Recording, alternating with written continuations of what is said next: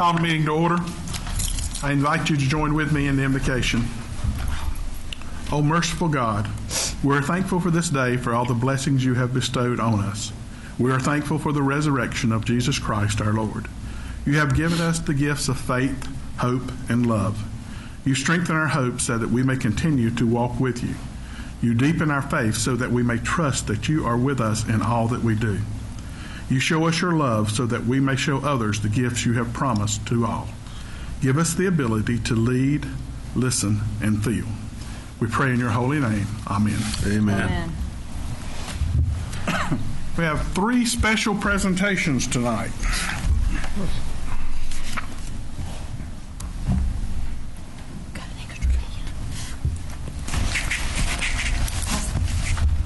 Pass that to Shirley. First, I'll bring up Kelly Williams.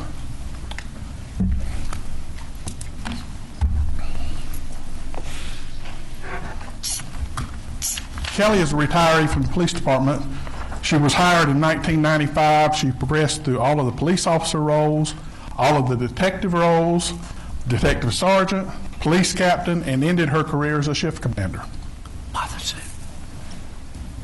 In appreciation, this certificate of appreciation is presented to Kelly, is that her H or an A. Williams, who on March 1st, 2019, retired from employment with the City of Albemarle after 23.5 years of loyal and faithful service. On behalf of the citizens of Albemarle, the mayor and the city council have authorized this certificate and extend best wishes for a well-earned rest and a long and happy life. Thank you very much.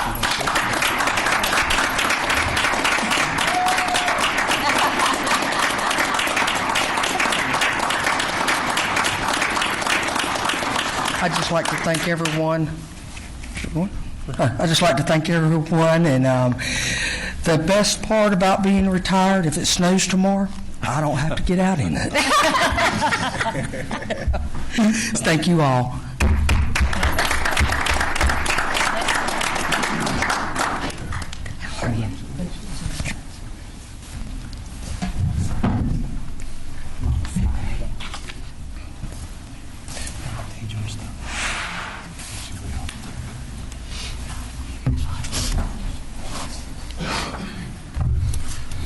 Next is Danny Bowen.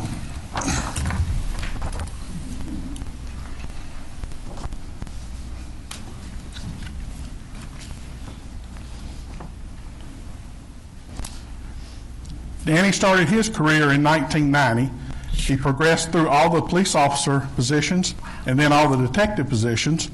He was also a police sergeant in planning and training, a captain, assistant police chief, and interim police chief. In appreciation, this certificate of appreciation is presented to Robert D. Bowen, who on March 1st, 2019, retired from employment with the City of Albemarle after 28.42 years of loyal and faithful service. On behalf of the citizens of Albemarle, the mayor and the city council have authorized this certificate and extend best wishes for a well-earned rest and a long and happy life.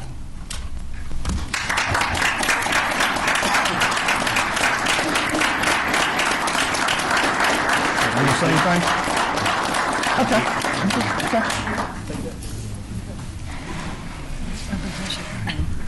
Not gonna say anything? No speech? He said he's talked enough in front of us. That's right. Been in a tanning booth or you been somewhere? I said cruise. He's been gone for a month. Yeah. Been drinking them umbrella drinks. Last but not least, Robert Whitley.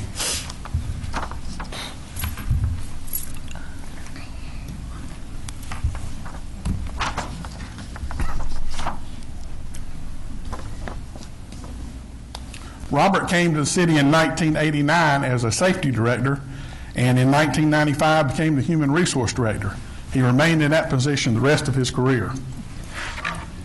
In appreciation, this certificate of appreciation is presented to Robert L. Whitley, who on April 1st, 2019, retired from employment with the City of Albemarle after 30 years of loyal and faithful service. On behalf of the citizens of Albemarle, the mayor and city council have authorized this certificate and extend best wishes for a well-earned rest and a long and happy life.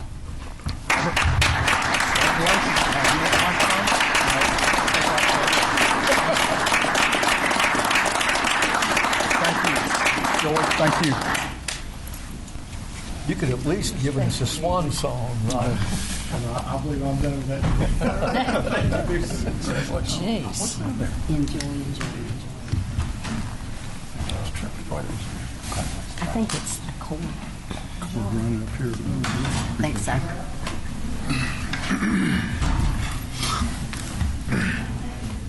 Number 4, approval of minutes.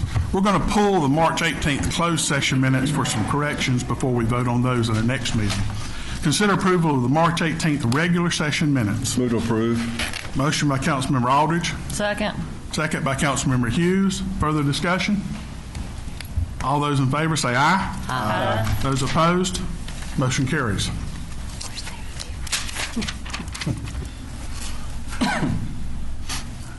Number 5, consider a road closure and fee waiver for West Albemarle Baptist Church.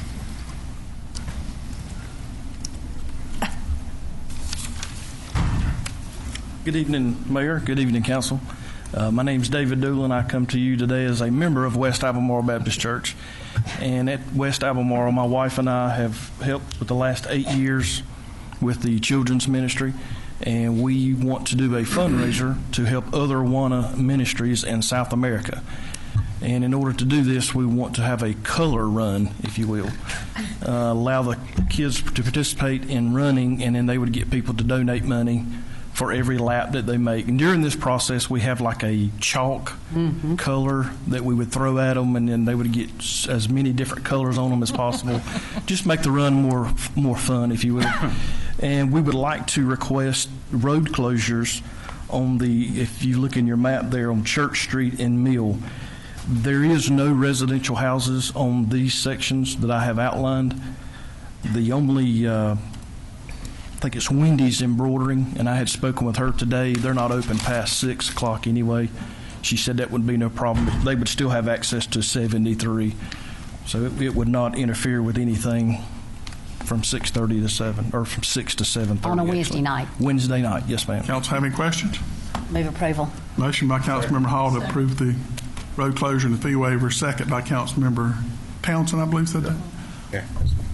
Thank you. Further discussion? I will say this is the first application I've seen in ever, okay, that brought as much paperwork to support the liability insurance as this one did. I said, wait a minute, is that the same page? No, it's not. So, attaboys. Because I did not want any question as to whether I had the correct paperwork. Because you're going to throw colors at, I'm just, yeah.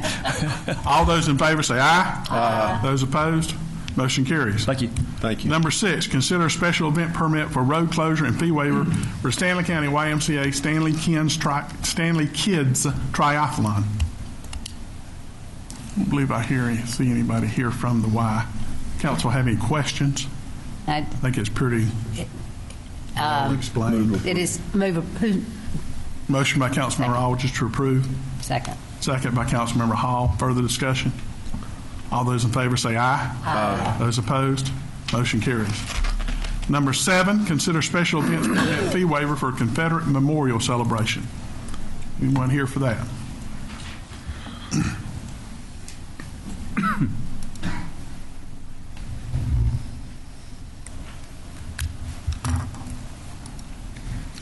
I'm David Eisenhower, live in Richfield, and here tonight representing Sergeant Albert Ritchie SCV camp. If anybody's got any questions on the paperwork, what we want to do is have a Confederate Memorial celebration.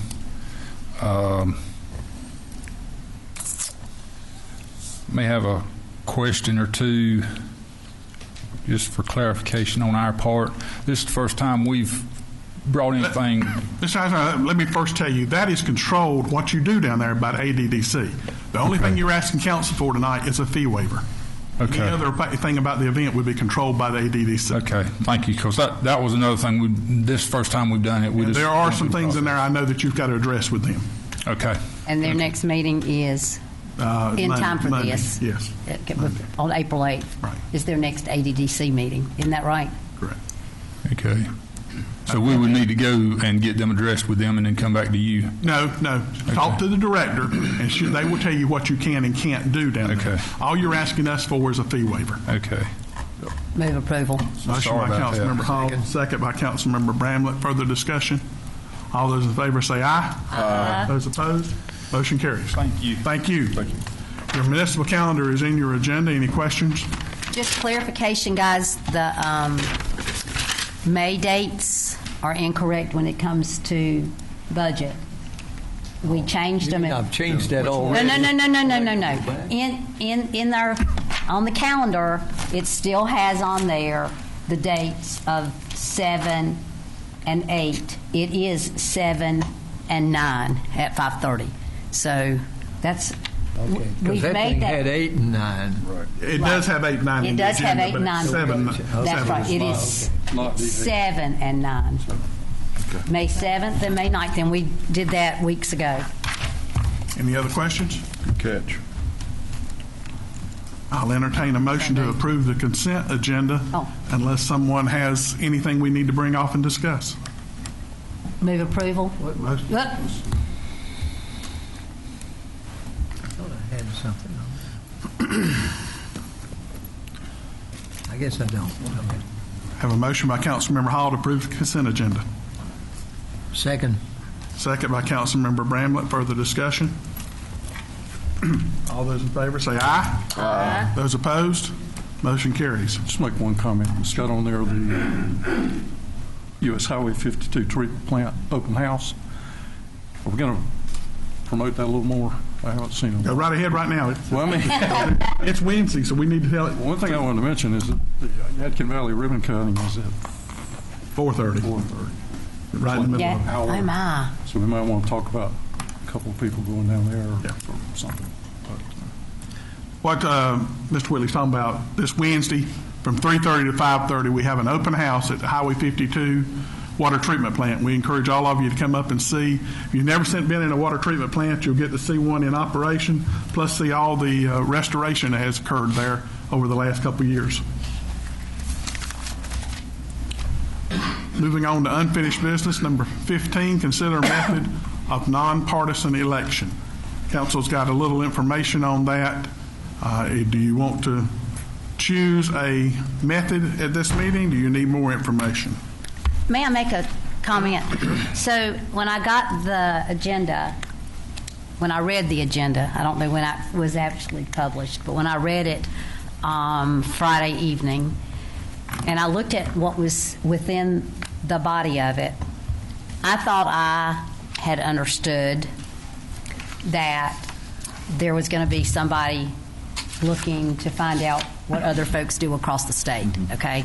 So, I mean, I thought that, and then I looked at the minutes and it did not indicate that, so I thought, well, maybe I just assumed, and I know what assuming means. So I, because I thought somebody was going to give us some more information about what other cities and towns do. That's the way I understood it. Okay, and I didn't see anything in the body of this, so I reached out on Saturday afternoon, unbeknownst to me that anybody would ever check their email, and I reached out to the North Carolina League of Municipalities, to someone that I knew could find stuff out, thinking that we would know today. And I said to her, this is what we are discussing, and is there someone there or at the School of Government that can tell me what the breakdown is across the state and what people and what other folks are using? She answered me within 15 minutes. She said, here it is, here's a link, here's a blog, and I forwarded that information to each of you last night, I think. Was it last night? Last night, I think I forwarded it to each of you last night. Now, upon reading through that, I still personally have some questions because that was not an opinion.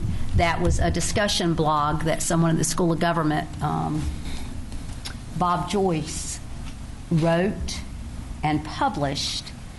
Mayor, was it 11? Was it 2011, yes. It was 2011. So I made a call to him today because he is the expert at the School of Government on local elections. He was not there. With all that said, I have some questions that I want to ask from that blog that he wrote that I sent to each of you. So I would say we're not under, I would like to hold off on it so that I can, and anybody could, or if I get from him and ask him a question, if he will send to us what that answer is. The question I have is, this information that you have given us was from November of 2011. Tell me what the most updated information is with cities and towns in the past 7 years. Again, he wasn't there today, and this information that was forwarded to me about that blog came from Aaron. So to be completely transparent, when I opened it and I didn't see anything different, that's when I made some other phone calls, and that's where I have gotten today. I am not completely satisfied that I have the most recent, and I would just say that. And with that said, I'm fine to hold it off until we can hear back from Bob Joyce to see if there's any additional stuff. There's no rush unless council wants to move forward with it. It's about Certainly no rush. We've been dealing with it 10 years. That's right. So we can put it off another 2 years if you want to. Well, council have any questions or anything else you would like for us to do? When Councilmember Hall receives her info, she will share, and then Right. we'll be more informed. and just a question to my fellow council members. Ms. Louder has acknowledged it. You thought we were going to get something else. Is that what I understood you to say, some more information? Yes. So I didn't dream that. So I didn't dream it. I thought so too, but See, I thought I had dreamed it when I didn't No, see it. that's correct. Yeah, I thought last meeting we discussed that. Okay. Well, let's wait till we hear from It's good. Bob Joyce, and we'll see from there. Let me, one more thing, in looking at different methods, if you did the primary method, when would the primary be? That's one of the biggest questions I have. Yeah, and What when the would- Board of when would we have to Elections file? sent us is not what Bob Joyce sent us. So we need to clarify that. Has the law changed since 2011? We need to get all that clarified before we So move he's talking forward. about elections that are in odd years, where there's, Right, so we need to get all that clarified. so ours would be, I guess, coordinated if we did it that way with whatever the primary would be. And I don't know. And next year, And it's it'd be going nice to, to have those dates. yeah. I think that's part of the whole picture. Mr. Mayor, it seems to me, and I want to make sure we're on the same wavelength here. It seems to me that the basic question is, do we do plurality or do we do runoff? Exactly. And if we vote on plurality, then we don't have to worry about it. If it's we plurality, do- it's in November, If correct? we do runoff, then it's just a matter of deciding whether we go frontwards or backwards. Right. And that's, to me, it's a fairly simple question here. I'm Yeah, not saying- the only question I saw that came out of the information that Bob Joyce sent was, he says that it occurs in different dates than what the Board of Election does. So, and with us being on an even year and everybody else on an odd year, he's going to have to, he may not even have an answer to that till he actually looks it up. I don't know. Did you ask him that? No, here's what, no, but I'm going to, because I just left a message on his voicemail today, and actually, I told him to call the mayor, okay? Because I might not be close to a phone tomorrow. So I said, call the mayor. We'll get a hold of him and get his information, because there's only a few cities that are on the even number of years. Everybody else is on an odd number. So he probably looks at it from an odd year perspective. But even number of years, we would be seems to me we'd be captive to the general election. That we would have that if we do a primary and then election, we would have our primary when it's scheduled, and we'd have the general election. If we do it, if we have an election at the general election, which serves as a primary, and then a runoff, we'd be captive to whatever the election dates were. Right. So do you want that in the matter of a... No, I think we're good. Just everybody's in agreement to hold it over. Moving into new business number 16, consider updates to the city purchasing policy. That is a rather lengthy policy. I've looked through it a couple of times. If there's any questions, we'll be glad to answer them. You got some questions? We'll get Colleen to come up here. We do. Colleen, come on up. What I want to suggest, I want to wait and do this another time for this reason. Normally, when we get updates for policy, we have indicated on the material what is being changed. There is not really a change in this. We have been working off of this for probably 10 years, and it's never been formally adopted. And what they've asked us to do is formally adopt it. We've been working off of it all these years, and there's not a change in it. but we do need to formally adopt it, is what they're asking us to So do. it's been more administrative. It's been administrative, yes. And It they has- have said now that the board needs to adopt this. And Ms. Lewis is here this evening. I asked her to come this evening to tell you some of the highlights and the few changes from policy that came down from the state. Basically, what we're doing is we're following the state, what the state says. But they brought up the new federal guidelines. And how many times did we go over this, Michael, and we'd say, oh, wait a minute, it changed again. Oh, wait a minute, it changed again. Every time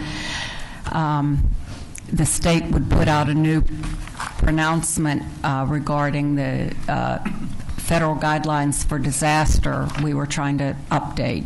So, but I do have Linda Lewis here who wrote it, and can answer any questions you may have. And what we've done in the past, Michael has been able to do administrative changes, and what he's asking you tonight is for us to do the formal adoption, but also that we'll let him continue to make the administrative changes as the law changes.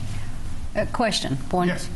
So when you speak of the state asking us to do, you're talking about the state treasurer's office, is that correct? Yes. Okay. They said that it just puts a little more oomph behind the policy, because like we've been using, and I guess you'd call it a administrative or a departmental policy for years and years. But state treasurer's office, when I asked if it was better, they said, well, you can do it either way, but it puts a little more teeth behind the policy if council has approved it.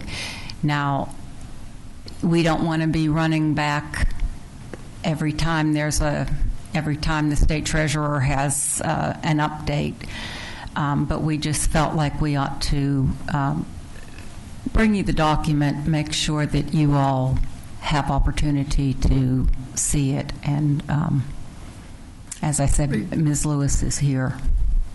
Reason I want to study this more, I got sensitive in here when we were talking about one contract that we were letting, and I'm still sensitive about it.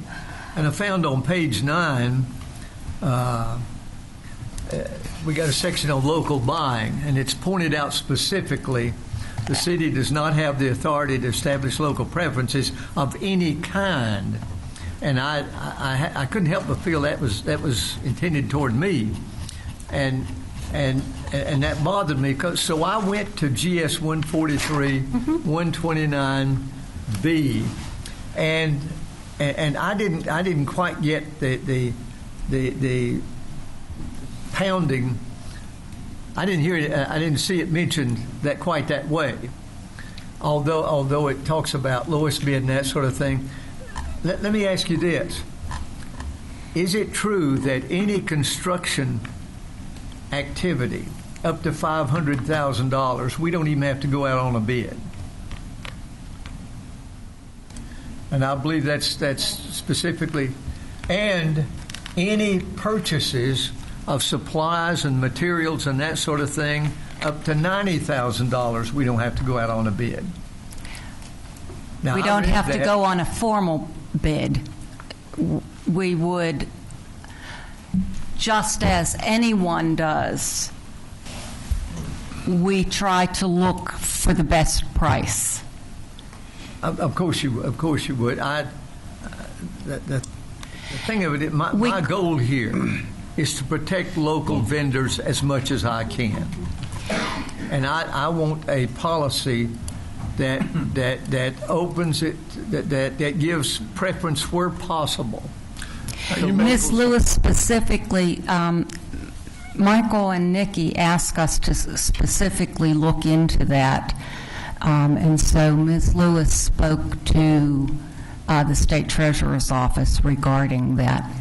Might be before your time, Mr. Brand, but we asked for that very thing The institute. to go through the legislature and try to give cities that preference. Because a few years ago, the state decided on a preference that they could give state preference when you're competing against another state.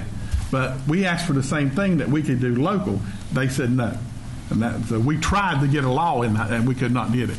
Go ahead. And I stand corrected. It was the School of Government that Ms. Lewis had contacted. Norma Houston is an attorney and teaches everything about this. And so I asked specifically for her guidance on this, and this is what she said, and that's why it is in there, because we really wanted to address what your concerns are. And so we did, there was no intent to hurt your feelings. It was strictly... I'm grown. It was strictly, trying to find out if there was a way that we could put local preference in. And so Linda did speak to the School of Government and the people that teach and know the law inside out, so that we could specifically address it.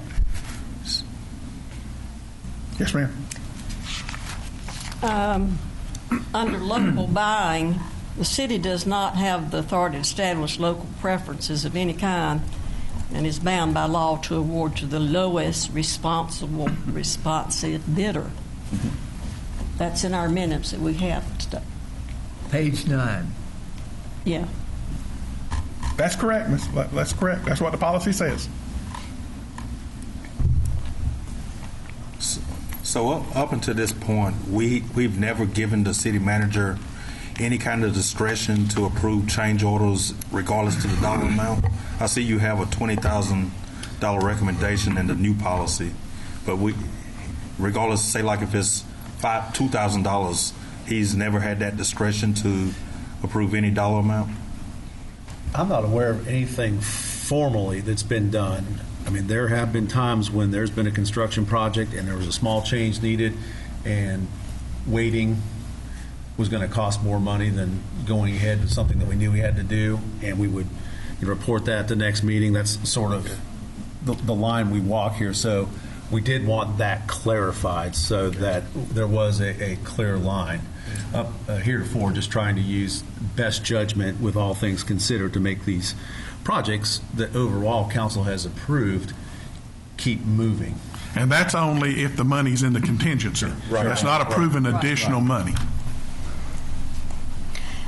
Yes. I hate to read to you, but the next paragraph said, it is the desire of the city to contract with vendors and contractors located within Albemarle and Stanley County whenever possible. Exactly. Well, what are we talking about then? That's our desire. We want to buy local. But if we go to informal bids, we typically take low bid. Now, a lot of times we don't go to bids because you do buy locally small items, not large items. Large items, we typically do at least an informal bid. That makes it sound like that whenever possible, added to it, that it can be done. As long as it's not in violation of state statute. What I think we're trying to say is that we will try to buy local when we can. We will make sure that the local vendors have opportunity to bid. Hopefully, they'll be the low bidder. But we will certainly make sure that they're included and hope that they, if there's any way possible, we're going to try to buy local if we can, I guess is the best way to. Just a comment. So this is, the state treasurer said it's better if we adopt it. And in the past 50 years, we've been just sort of, we've allowed administration to handle it. You can choose to continue to do that. No. Well, let me get to where I'm trying to bring us. I think what I hear from fellow members of council is that they don't have a strike through, if you will, or a strike up of what was and what is. And as I understand it, we hadn't had a what was. Or maybe we have, but it's not been in policy form. But I'm sure you had some standard operating procedures that you used. And that might help. It might not, but it might help if we knew how we had been operating before these were established. It may be the same thing. I don't know. This is 58 pages long. Right. It sounds like this was That's an incredible. administrative procedures from years ago and has been changed regularly. So you don't really have a starting point to show what's changed. What's You know, starts? everything's changed. Right. Over 20 years. I mean, from a year ago, you could take it, but, you know, it's just what's been used administratively. Obviously, we've always been purchasing. We always try to get the best price. You know, the amounts have changed as to what the formal and informal bids have been over the years. I think one of the things we are trying to change is, gosh, I think when I came, you had to get a purchase order for anything over $250. You know, we changed that some years ago to $500, and now we're requesting that it's $1,000 before you have to get a formal purchase order. Linda made some notes of things that she was going to say, things that she was going to bring to your attention that may or may not have changed over time. Do you have anything in writing as far as process and procedure dealing with contracts? Do you have anything in writing? Other than what we are proposing in our policy is what we've been working with to date. Well, what you, let's see. So you're basically taking your current practices and basically establishing policy, something that we haven't had in the past, Right. any kind of documented procedure or policy. Right, that has been formally acted on. Contracts, Mr. Bramlett, is 4.5. I'm trying to get out of this one. Okay. But I think Mr. Townsend, I think that is exactly it. This is what we have had. It's just trying to I formalize think it. what's throwing me is this is called an update. That's throwing me, which implies to me there's something out there, and this is an update of what's out there. And what I'm asking is, that which we are updating, is there anything in writing that we're updating? And if we haven't had anything in writing, we've just been flying by the seat of our pants. Ms. Colleen, you have had stuff in writing. Is that correct? Okay, so we've not been flying by the seat of our pants. We do have something in writing. We have never accepted it or whatever it says, approved or incorporated as best practice. It's been things that we have discussed and amounts over the years, whether they're local or state in a document. Is that correct? So we have had one. Do you have had the one that we have been working with? That may help as much as anything. Well, most of it is this draft That's you're what looking at. That's what I wanted to hear. This is a draft that we've been, is it 10 years now, Linda? Probably. It's longer than 10 years, to be honest. To be very honest with you, we have been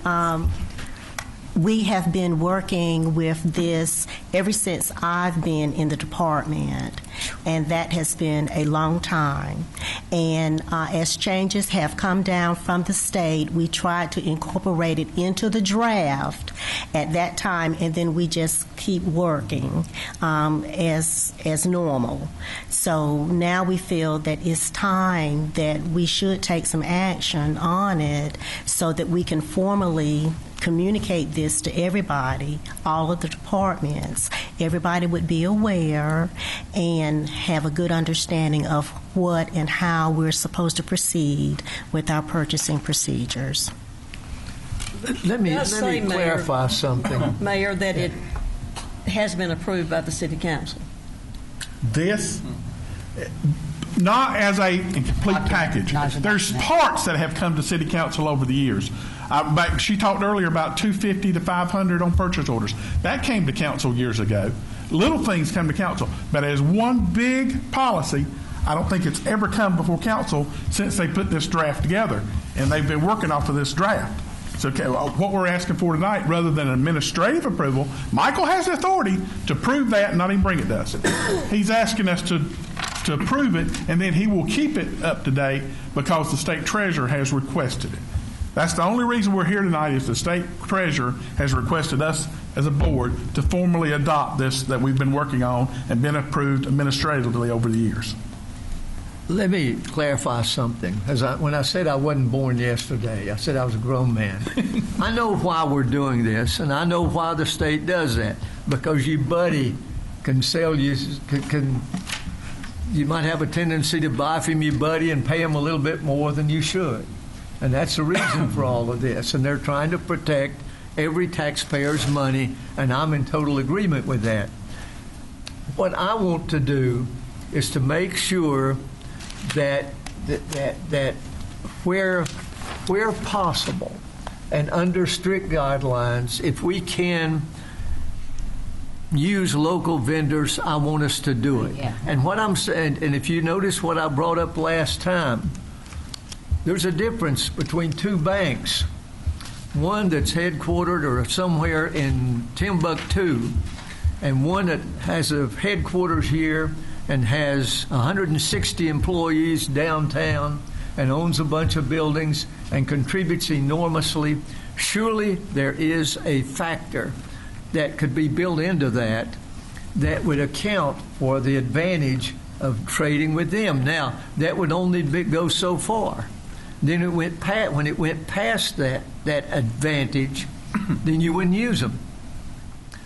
But it's not just price. It's not just price, because and if you're talking about, we don't have an office supply place, so I'm going to use that. We don't have one.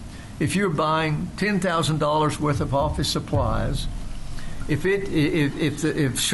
somebody in Charlotte bids $10,000, and if we had a office supply place that bid $10,100, according to this, you would give that contract to the one that bid $10,000. But the overall advantage to the city of Albemarle, I'm sure, if we had this factor, would be to give it to the $10,100. And I totally agree with what you're saying there. Yeah. But by law, you cannot do that. Well,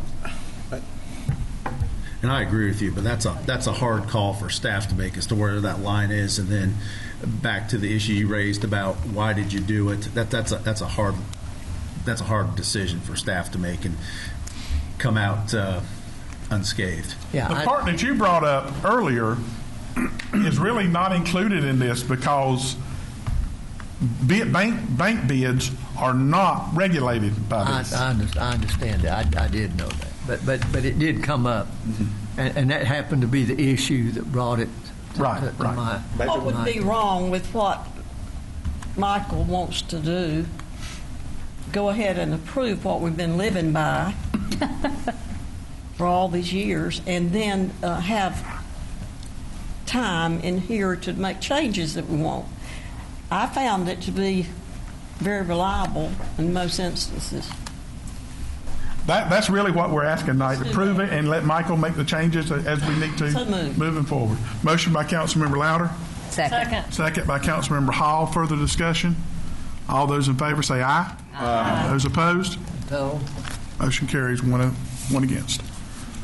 Thank you. Thank you. Number 17, Public Housing Assessment System Recovery Plan. Wait a minute, are you going to set some times to look at this again? No reason to. I mean, we've approved it. We've approved it. Yeah. And if you've got, If you see something that concerns you, we'll bring it up to Michael at any point. Yeah, if anybody sees anything they want to readdress, let me know. I'll put it on a future agenda, and we can Thank you. focus on that particular issue. Maybe so that we can address like what Dr. Bramlett was talking about. Maybe we ought to have some conversation with our state representatives about incorporating some sort of state policy where you don't have to go by just lowest price, but other criteria like impact on the community and things of that nature. You know? We can try. Well, That's what we got shot down before, but we can try it again. We can, you know. It has to be next year now, We but we can't can change the state law, but obviously our state representatives can introduce something. Wasn't there maybe this was a bill that was was entered but didn't make it or whatever, to allow you like a 10% margin if the local bidder was 10% more than any other bidder, you could still go with the local bidder. Did I dream that, or? Could I mention? It could have been introduced. I don't remember it. It could have been introduced. Could I suggest this, Dexter? I meet with, several of us meet with him regularly. What I'd like to do is have him he's new, and he's got a bunch of things to deal with, and this would not be, I'm sure, one of the priorities, but just mention it to him to keep his ear to the ground and see what the tenor is in the state, because surely every community in North Carolina deals with exactly the same thing. And maybe we can even have some discussion when we go to the North Carolina League in May. Yes, you know. yeah. That was what I was going to suggest. We need to get it back on there, another goals and objectives for the league. Okay. Cedric? Your Honor, as he is approaching, might I, for transparency's, give an explanation on what I sent to folks back on the 19th? Sure.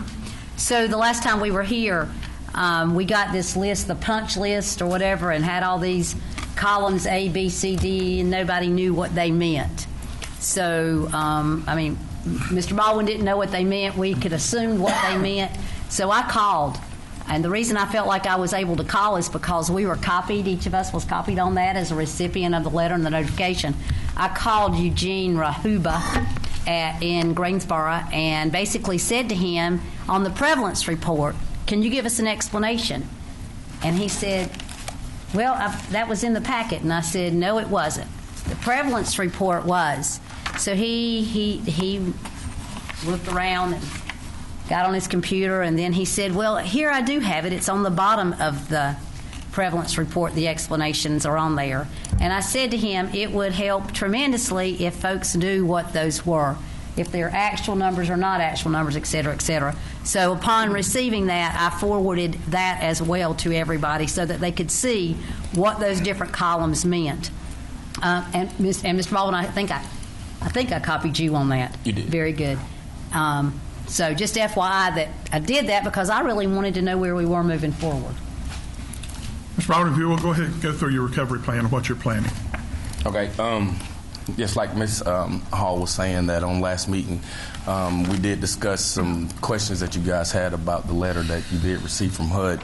And in those questions, we put myself and my maintenance supervisor, Tony Poplin, we put together some information to help you better understand that letter that was sent. And I also have included in the packet our recovery plan. So what I want to do now is the information that you have with the pictures and things. My maintenance supervisor, Tony Poplin, I want him to be able to go through that and explain some of the things that was mentioned in that report and how our recovery plan will address those issues. Is there something on the screen that we're seeing, or are we all just looking in this? We're looking at this. Just looking at your Okay, packet. so there's not, the No, screen we don't hasn't have changed. anything yet. Okay. If it's okay, I would like for Tony to come and explain that package. Good evening, everyone. I believe you all got a hard copy of everything. If you could, if you have questions, let me finish, and then I'll take any questions because I may answer your question in the little small, short presentation that I have. First of all, on the first page that you've got, it's got highlighted. It says the falls indicators. As you looked and seen, we're substandard. We're only substandard in one part of it. It's sort of like a test in school. We all remember the test in school. Well, the falls indicator is only 40% of 100 tests. We scored 22 out of 40 possible points in that indicator. So we only missed it by 2. Missed it by 2 points of us being from a substandard to a standard. HUD has changed as far as the way that they are inspecting everyone. It's almost impossible this day and time to have a 70 or to pass the indicator as far as the physical. As I will get into in some of the pictures, I'm going to show you where some of the areas have. I feel sure everybody's looked at it. I'm going to show you some of these. A lot of these pictures are the actual pictures that was taken by the inspector when we went through this. Where our inspection was November the 19th, the Tuesday before Thanksgiving. We always, for some reason, that's our date and time. I have never figured out, but that's when we do. One of the questions I think that came up was, why was there a lag time? First of all, the inspection took place on the 19th of November. Then our FOS reporting and the other indicators, the financial, the management, and the capital fund, all that is pulled from the computer. It's all pulled through the 55058s, it's through the capital funding reporting, through all that. That's where we get our scores from that. So they have to put everything together. So in December is when we found out exactly where we stood. That's when our FOS report came out. I knew the week after Thanksgiving that we scored low on our physical assessment. I told Cedric, I said, we scored low. I expected it. We've done it before. It's happened before. So with that, I told him, I said, we'll probably have to give an action plan to HUD. I expected it from the beginning because in December or in 2008 and 9, we had problems with our windows. Our windows had been in there since the early 90s. At that time, we got hit hard in our physical inspection through our windows. Exact same scenario that we have right now. We got hit very hard in that. So this is nothing new, but HUD's way of letting us know is what has changed. I think some of the lag time between the December and being blindsided by this report that we have never seen in our entire life, this is something totally new by HUD, is I think that with government shutdown, plus just it's typical government. They're slow. So that's when it all came out. Everything gets together. We find it. So the next part of this is on your next page, you'll see we're not the only housing authority around that is insane. There are several of them that is substandard on their physical, which means they failed their physical inspection. You'll see the list that we have there. So we're not the only one. I'm not saying that we should strive to do better, and we are doing better. We work hard every single day. I think one of the questions that come up was, what experience does we have? Well, I've got 34 years. My guys together, we've got a total of over 40 years of experience. We work hard every single day to help our residents. So we've got the experience to do it, and we do it. We maintain our units on a consistent basis. On the next page there is this. It says inspection summary. Now I'm going to get a little bit into the actual inspection because this is where we failed. This page that I have here is the site. If you'll notice in there at site, there's several indicators. There's site, building exteriors, building systems, common areas, and units. That's how the inspection is broken down. As the inspector is going through and he is looking, he doesn't. He gets here about 9 o'clock. We get started. We're usually done by about 3 o'clock. He's looked at 25 units. We're very quick, but he has a computer system that tells him what is what. He just has to identify it. So if you'll notice in that, each one of those areas has a possible points. If you'll look at our site, it says there was 18.57 points, but if you look at the final points, we got 0. We got all of our points we lost 18 points out of the possible just in our site. And I've got pictures. I'll show that. I'll get into that as well. Our building exterior, we had a total of 5.25 points. You've got to put both columns together, the actual points and the health and safeties. I'll speak a little bit on the health and safeties as well. So if you'll notice, we missed the whole thing by 2 points. If we would have gotten 2 more points, we would have passed our physical indicator. So as we get into the rest of the inspection, your next one is the actual site how we were graded on our site.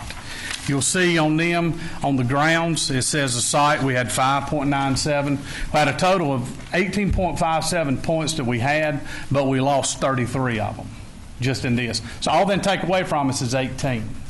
So as we get into the pictures now, the first one says grounds. This is called site, overgrown, penetrating vegetation. This is a picture of a fence. The fence, it is our fence, but the property that is adjacent to it is not city property. If you'll notice on our side of the fence, it's clear, but it's not, the other side of the fence is not ours. We cannot go on that side of the fence and clean that fence. So guess what? I have to shoulder that points because I cannot keep that side of that fence clean because it's private property. So I lost almost 6 points right there. If I could get on that side of the fence, we could keep it clean, but I can't do it. Next one is the site overgrown, penetrating vegetation. Again, this is just another example of, if you'll notice the unit at top, what the problem is there. See the little bitty limbs hanging? 5.97 just for the little bitty limbs. The next one, we have not. This is a picture of some shrubbery. We hadn't got to trimming because, as we're all aware of, we had a rather damp winter. So we're actually going to take those up. That's why they were not trimmed. It had just been so wet. We haven't gotten around to it. There again, 5.97 points. Next one, the storm drain, and that falls under the site. It says drainage obstructed. Well, the inspector wrote it up. As you're aware, it was done in November, right in the heart of leaf season. And there again, the rain fell. Waste Management did not pick up any of our leaves the whole month of November, so we had no choice. To me, it was not stopped up because we had just had rain 2 days prior to that. If it would have been stopped up, we would have been water standing. So the inspector told me he wasn't going to write it up, but he wrote it up anyway. 7.5 points right there. The next page is a market appeal. It's hard to see. The graffiti that's on the wall. Actually, from the side, you cannot see it. These are actual pictures from the inspection. Couldn't see them. You know, you've got to be standing straight on them. There again, each one of those is 2.5 points. So there's 10, 11 points right there that we lost. This hazard on the next page, that's a broken downspout. That's sharp edges. That's another 5.97 for something that you've got to go. You've really got to go and physically look at every single downspout to find something like that. I would have never figured, but there again, I was wrong. The next one is another hazard, and we see these all over the city as well, tripping hazards on the sidewalks. If you'll notice, I put 2 examples there. These are actual pictures. The top one is 3/4 of an inch. That's a tripping hazard. That carries 5.97 points. The one below it is about 4.5 because the tree right beside of it's got it up almost 4.5 inches. That's 5.97% points as well. I say all that because that is where we got hit the worst is on our site. The rain didn't help us any. You know, it doesn't matter. We can go around and find something anywhere we go. We work hard every single time. We normally try to do sidewalks, stuff like that during the winter, but it's just so wet this year was unable to. We're trying to do some more sidewalk work. We're working on it as far as getting that done now, trying to get some numbers in on that. The next one is the prevalence report. I'm going to be honest with you. I don't understand it completely, but I understand enough of it. If you'll look at the very first one, it says doors. The number beside of that, it says 66. What that means is if they go into all 200 units, they would write up 66 write-ups for doors. That's basically what it means. They take this year's, they take last year's, they put it in this computer, and it spits out this information. And what this does is this is telling us where we are the worst at. So we know our doors needs to be changed out. We've been looking at this over the years, and I'll get to that as well. And it breaks it down: doors, walls. You look at the number of things. There's a lot. We have a lot of walls and we have a lot of doors. So what that number is it tells you if they would come in and look at all 200 of our units, that is how many that they would find, how many defects they would find. So as we get into the pictures, the first one is an actual. This is an actual door. Like I said, these are actual pictures from the inspection. This is a unit. This is called unit damage surface delamination. That spot is about that big at the top of a door. I looked up the numbers today in doors. We have 800 exterior doors just in our unit, in our 200 units. Interior doors, we have 2,126 doors. And they're saying if they go in, they're only going to write up 66. So, it's really not, it's bad, but it's not as bad on the doors. Plus the next one, same, is the door at the top showing the hinge. That's damaged hardware. The one underneath is where somebody's hit it. Like I said, the amount of doors we do run across them. There again, we've got to get into more education. Our residents has to let us know on finding those things. There's a good chance you come in that door there, unless you just run across it, you're not going to see it on the normal work order. The next one, walls. These are actual pictures that come off of the inspection. The top one is a scratch in the wall. There's a lot of them where a piece of furniture is normal. It's come from a piece of furniture is up against the wall. It scratches the wall. Then the one underneath it is a hole in the wall. Both of them carry the same level of points. Both of them are level 2, carries just a fraction of a point. Kitchen, here in the outlets and switches, this is one thing that we tell our residents: if you've got them, let us know. But they just don't. They don't call us and tell us that they've got an outlet that is broken. These are health and safety items. These have to be corrected within 24 hours. During the inspection, everything was corrected through the, matter of fact, most of it was done within 30 minutes of the inspector. A lot of it was done while the inspector was standing there, but he kept right on writing. That's their job, is to write. The next one, kitchen items. I believe in the last council meeting it was brought up that we had 40-something people without refrigerators. This is the problem we got with the refrigerator. What that is the gasket. There was 10 total write-ups for this past inspection of this gasket on these refrigerators. Refrigerators still work, maintain cold, everything. These are just a minor break in the gasket. We replace them all the time. There's no way we could go around and place every one of them at one time. It takes about an hour to change one of them gaskets. If you've never changed one, I challenge you to do it. The next one, smoke detectors. If you'll notice, that carries 0 points. The reason that does, there's 2 pictures. One is completely gone and one is down. HUD finally woke up and realized Housing Authority don't go through and pull smoke detectors down. We don't, and when we walk into a house, we don't pull one down. Our residents will. The people will. They'll be cooking. It'll go off. How do you cut it off? You take it down.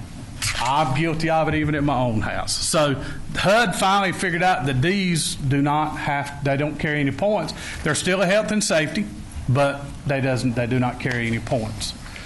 The next paper I have is just some other items that was found. Some of them are on the prevalence report, as well as the point system. GFIs, we're all familiar with what a GFI is. A GFI is in your bathroom, your kitchen area.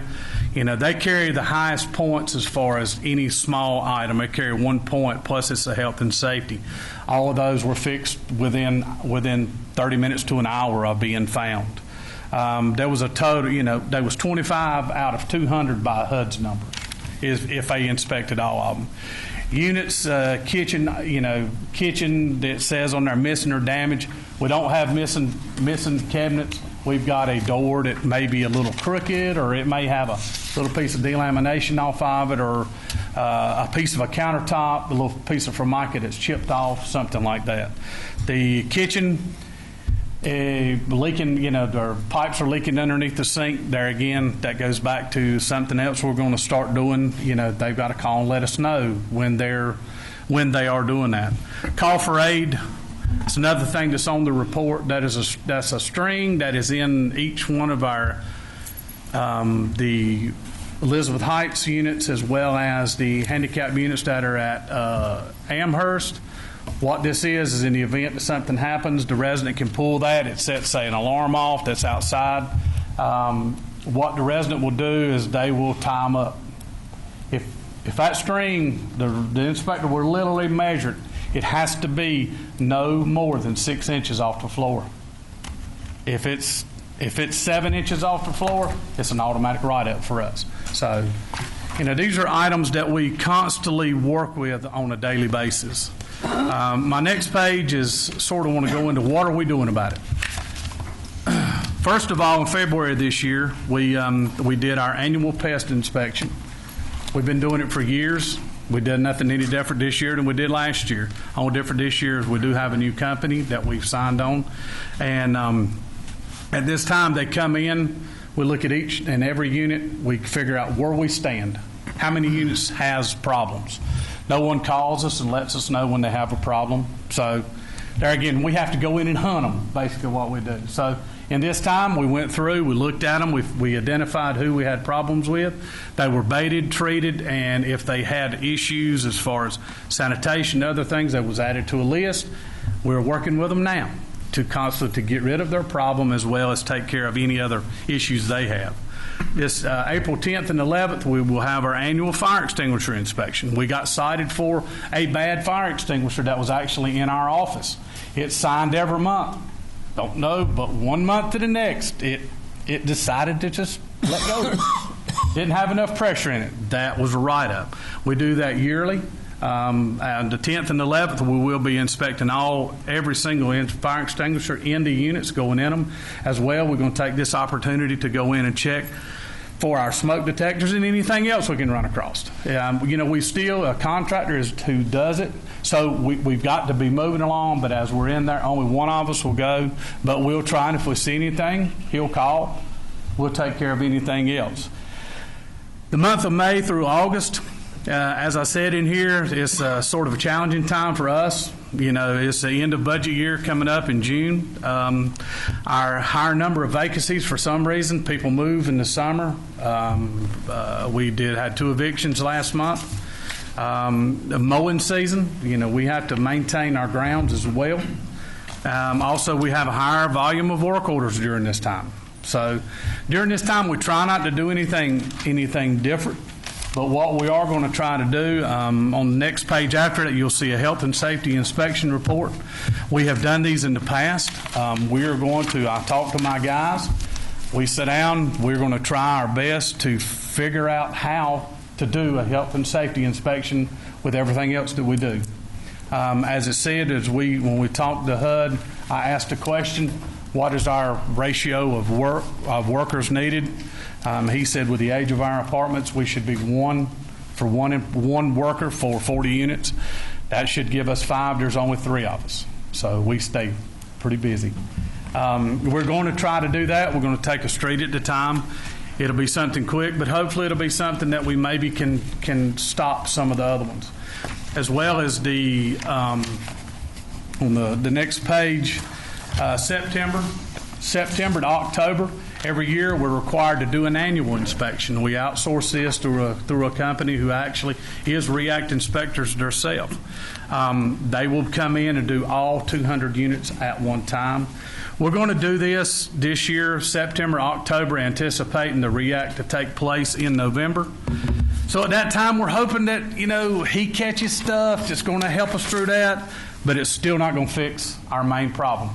It's not going to fix our doors. There's no way I can go in and fix the doors to pass based on the way that this inspection took place.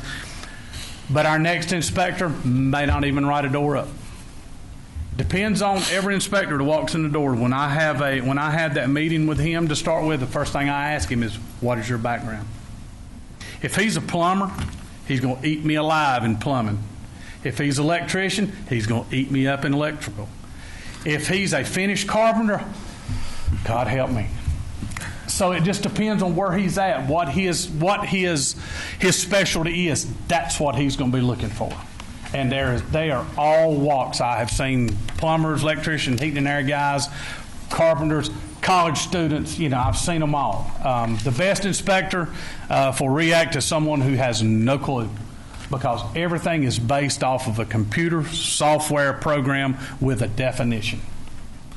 So we're going to hopefully with that to help us through to prepare for that November REACT inspection that we will have this year. Is it going to happen in November? I don't know. We'll find out sometime around September, October. We'll actually get a call to set it up. I'm just going by what has happened in the past. So I'm hoping for this year. Our capital fund, we have changed, as it says in here. We were going to do a family life center. We had been talking about doing that. We have been into units, we've been working into units over and over and over for so many years. And we were hoping for a time that we could do something different, build something that hopefully the community could help the community, to boost the community. But instead, with everything that's going on, we're going to sort of postpone that a little while. We're going to, matter of fact, we have a schedule with our architect next week, I believe, to go ahead and get something started on a door project. I'm estimating that at about $750,000 to do. So that's going to wipe out about 2.5 years of our capital fund money. So that's our next project that we're going to be doing. And the last thing is we're going to start doing a lot more resident education. The last page here is a little article that we're going to try to do every month with our resident services. Try to pick out something. This month it's going to be, hey, if you've got this, call us. We'll come fix it for free. Next month, I don't know what we'll do. It's just going to depend on what we see. I'm going to try to base it on what work orders I'm seeing, so that we can, it may be an area that it may be something totally different, but try to spend a lot more time in education as well. So, anybody got any questions for me? I do, and I'm just going to start at the very beginning, because I never asked a question, but I made a heck of a lot of notes on the first page. Okay. There was a comment that you gave us a list of about 6 or 8 other people that were non-standard or even lower. Yes. You know what? We really can't worry about them, because this is us, and we're responsible for this group. Correct. You talk about the computer program with definitions, and I found it very interesting the last time we were here that nobody knew what those darn definitions meant. Okay? And I felt inferior, insecure, because I didn't, but then I thought, heck, they don't. And then when I called the folks in Greensboro, he scrambled around until he found them. So, I said to him, I told him, I said, you can't send out a form, a prevalence report saying all these bad numbers if you can't tell us what they're really talking about. So that's the reason he sent that, okay, and told us, oh, yeah, if we put this, we see this many, and this is how many we think are going to be there. So I had a real problem with that. I also had a real problem, and it scared me, whenever I saw H&S and LT. Mm-hmm. Because LT is life-threatening. That is correct. I mean, things that need to be 24 hours or less to taken care of. Did we have any, are the sockets, the electrical, are they considered life-threatening? It depends on where it is. There again, it falls back to the definition that is in the REACT protocol. You would have to the REACT protocol is about that thick. In the REACT protocol, it depends on what it is. The way they look at it is if you can stick something in it, right, then it can be considered as life-threatening. And I would. So, but there again, every one of these, all of those was fixed. A lot of them was fixed before the inspector ever left the apartment. Now go back to the grounds, the fence. I'm going to be the devil. Okay, who owns the other side of that fence? It is AutoZone. If I'm not mistaken, I think it is owned by somebody local that I cannot remember. Well, no, AutoZone, I think, is the lease of the current. But can we contact them and say, is there a way that we can clean that up? I'm going to say this. AutoZone has got a pipe that's underneath their parking lot that has been there for years. It was put in there before the property was built. That pipe is stopped up. We have, and I thought Michael's very aware of this as well, we have tried numerous times just to get them to unstop this pipe. Every time this past summer, this past winter during the rainy season, we actually had a pond behind our units. I've got pictures of where the water was probably 12 foot deep. Probably 12 foot deep. 12 foot? Mm-hmm. Yes, ma'am. And it's caused by that pipe. So, you know, I'm hoping now that the rainy season's over that we can reintroduce this. I think we have several of the other departments have been involved in this, but because of the rainy season, the hurricanes and all these other things, it sort of got put to the side. So I'm hoping now that things have sort of calmed down that we can go back to this and at the same time cover that fence as well. Have they ever cleaned out the pipe themselves? No, sir. They've not. They've never cleaned it out. They've not touched it, and we have. And Michael can answer. Michael can vouch. We have called, letters. We've done it all. I think we've even put a grate across it to help them from getting into their pipe. It's the pipe that goes under their property, then connects to a pipe that goes under 2427. So there's very little access. There may be some access in their driveway. And I'm trying to remember years ago if we actually got some equipment down that side to go as far as we could. Yes. On their property because it was causing us an issue, but we've contacted AutoZone many times and. I honestly don't know what they can do other than dig up their whole parking lot. That's exactly right. Because, like I said, I think they only lease the building. Yeah. They only lease the property. So I think it would go by, and that's something that I found out through the state. I actually spoke with some of the guys at the state during this project they've been working on over there, and he did a little research for me, and he said AutoZone is just they just are renting the property is owned by some, and I don't remember who it was. I apologize, but we need to do that. Do what we can with them voluntarily, and then after that, we need to go ahead and move Mr. Beaver and let him start some kind of proceeding. If it takes it, maybe he can give them a notice, and they'll do it. Yes, ma'am. I'm a new member of the council, and they don't have me polished quite as well as they're going to do. But I guess I heard. And you wouldn't let us ask questions. And you gave I was hoping that a lot of them would be answered through it. So. I saw signs that you were justifying some of these pictures and some of the things that are not up to par. You said this is nothing new. Well, I don't think this council, I know these people, I don't think they would have sat still year after year after year if this is not anything new. I don't get that, and I wouldn't ask them because they'd vote me down, but I believe they would have done something about it before now, and I see it in our Mayor Pro Tem. I don't know how you can exist with this report. I don't know how long they give you to get things right. You said somebody worked all the time. He worked from 9 to 3. I've never heard of those hours even. 9 to 3. Somebody from 9 to 3 that came and did some things. I don't understand how y'all are able to accept this kind of stuff as well as you seem to be accepting it. It's so beyond me to understand all of this information that we got last week. Did we get it last meeting? Last meeting. I'm not blaming them for not getting it out to me. They got it out as soon as they got it, and you were waiting for the people to come and grade you.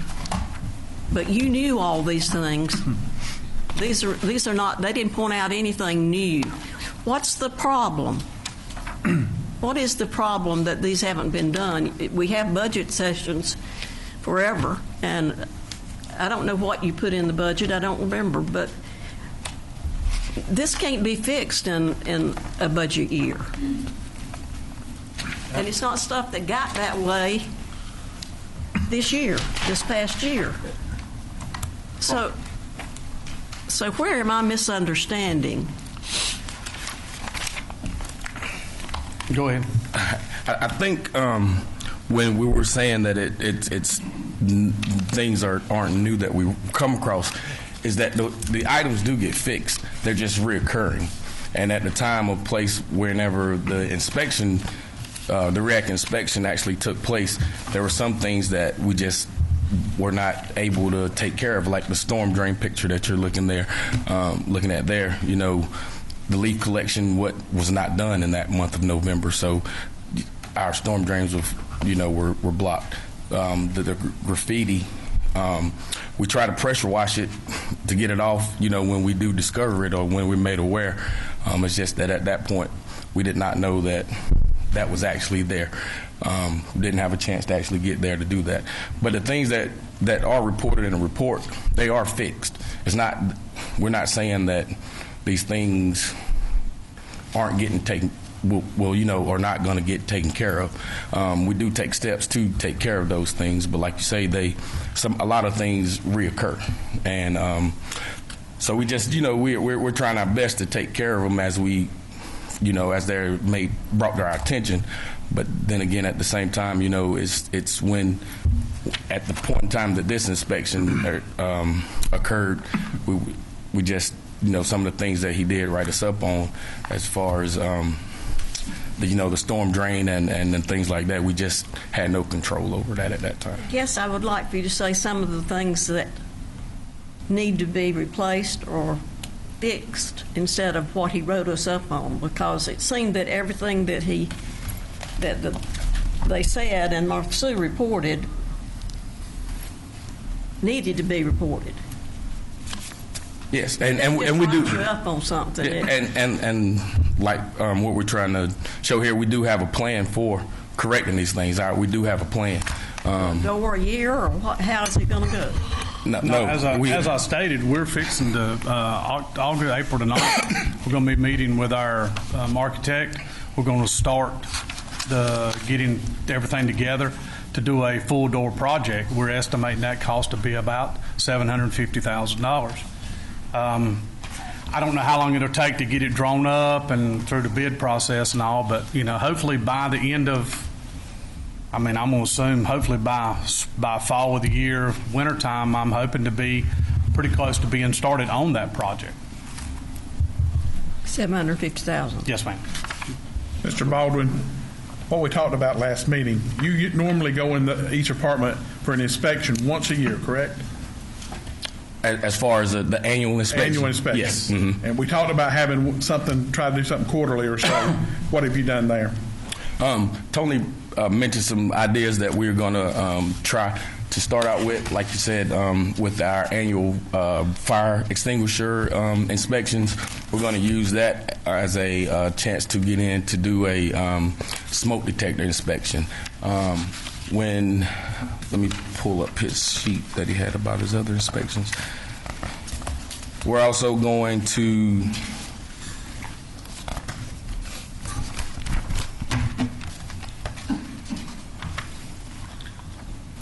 we'll also be able to do, like I said, the health and safety inspections as we go in to do routine maintenance checks. We'll also have our health and safety checklist with us, and we're going to try to make sure that we're asking, is there any issues that you're having? And it's a sheet that's in there, and it has a list of things as far as what we should be expecting to correct if they have those types of issues.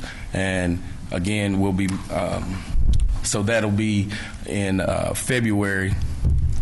April, I'm sorry, with the smoke detectors inspections, and then back again in late September, October, with our annual inspection, and then followed by that would have the REACT inspection. It's just that with the amount of to do a actual full formal annual inspection quarterly, it's kind of with my staffing level, I won't be able to do it on a quarterly basis. But when we're as often as we are in the apartments, and as far as our resident education as well, we'll be able to better recognize any deficiencies or anything like that they may be experiencing within their unit. So as we're in there, we'll ask more questions of residents, look at more things. It's not just go in and fix what the work order said, we'll also ask questions and look at things while we're around in there to kind of use those opportunities as getting a better chance to view our units. How often are you in there to do pest control? We do an annual once a year. Once a year you spray bombs? But anybody that has been identified, that was identified during that inspection, they actually come this coming Tuesday. That list is out there. It's probably a list of about 18 units. Plus, we've had a couple more other ones call in and say, hey, I seen a bug, so they get added to that unit as well. And and we're also going to utilize that time while we're in the apartments doing that. If we see a smoke detector down, if we see a broken receptacle cover, stuff like that. So we're just going to try to utilize the time as best as we can. There's no intended sarcasm here, but you got 20 out of you got 22 instead of 24 or whatever it was. Yes, sir. So what? What are the consequences of a report like this? What are they going to do? They're going to pull our money? What's the penalty here? There is no penalty. First thing we had to, of course, I anticipated when we scored low on our react. In the past, that's happened before. We actually get a letter from Gene Rahuba. Hey, you scored low. What you going to do about it? What are we going to do to raise this? What are we going to do? So, and that's, I believe Cedric has that letter that we're going to be sending to HUD as far as funding. I've never figured this out with HUD. If you score high, they give you more money. If you score low, they always seem to hit you in your pocket where it's at. You can ask any housing authority over the years, and that's the way it always has been. So we try to utilize our money as best as we can. That's why we're tabling the Family Life Center to go do the doors, and at the same time doing the doors. There'll be a lot of other things that's done at the same time. We're not just going to go in and change a door out. In that time, the door will be removed, replaced. We may even be changing thresholds. There's a lot of things that will go along with just a door. And if we identify something else, we may even do that at the same time. Didn't they say they took the Family Life or whatever it is center out of the budget for next year? Didn't the report say that? No, they did that. Yes. Yeah, we did that. Yes, ma'am. We chose, in talking with Cedric with this, we chose that's the best course of action that we can to stop this, or not stop it, but to make things better, to get the doors replaced. We've been looking at it for the past several years. This is the first year that we've just actually been hit really hard on that in that area. I want to point out a few things. First of all, you said that a lot of these items were corrected while the inspector was still on site. Some of them was corrected almost immediately thereafter, within a few days or a week after Thanksgiving. We also want to note that they did indicate something that we didn't think about. The delay in that letter, might have came from that government shutdown. That was a good fact that you brought up. To get inspected in November, get a letter in March, and you're like, boom, although it was something that you somewhat expected, it's kind of routine, from year to year. Just depends on what background that the inspector got, whether it's plumbing or electrical or something of that nature, and I can relate to that because I see it in other industries and stuff when they do these inspections. But I want to point out one thing. You made a statement. I think you said you have 3 maintenance personnel. Is that including you? Yes. And you also said that you asked them from HUD, 1 out of every 40 apartments, 1 inspector for every 40 apartments. 1 maintenance worker per 40 units. And you got a total of 3, including yourself, correct? That is correct. Yes, sir. And we asking you to do it more than 1 time per year, what you're doing now. I think, I don't know, we're going to have to go to the drawing board on that. That brings up a question. That funding comes from HUD, so how do do they have a recommendation on how to pay for it? Or if they... No, sir. How do the other housing authorities have that ratio, or do they not have? It's probably the same across the board. It's probably the same. I don't know. I can't speak for other housing authorities. What guys I do talk to, they're just as busy as what we are. I really feel for our apartments was built in 1970. So, they've got some age on them. We're starting to see, here's another example of, we had a kitchen sink that would not drain. It took me and my guys 7 hours to repair it. 7 hours. That's not because we don't know what we're doing. We know exactly what we're doing. But we had to dig up the front yard. We had to run an entirely new sewer line because it is under slab. So we're starting to see a lot of our repairs. The age is catching up with them, and that's another thing that we're discussing. Once we do a needs assessment, that's going to be a part of a needs assessment that we're going to be completing sometime this year. That's going to be, we're going to bring that up as well. How do we look in the future? What are we looking for 3 years down the road, when instead of moving a resident from this building to that building, because we've got to dig up their floor, because sewer line's underneath. The sewer line runs from the back of the house to the front of the house, through the living room and the utility room. So it's things that we're going to be looking at now that I'm starting to see more and more of those repairs having to take place.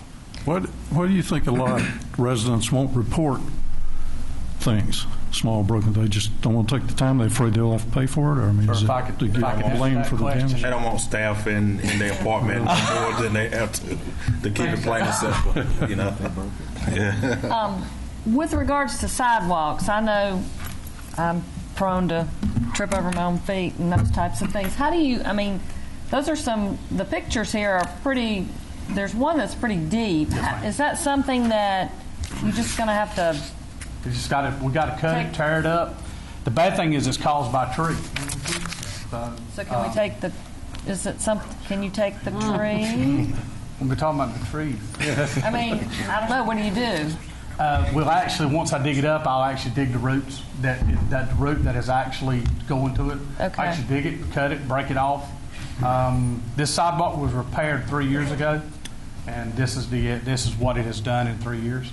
So it's an ongoing thing. Around all of our trees we have this same thing, and I know the city throughout the city has got the same problems of what we've got.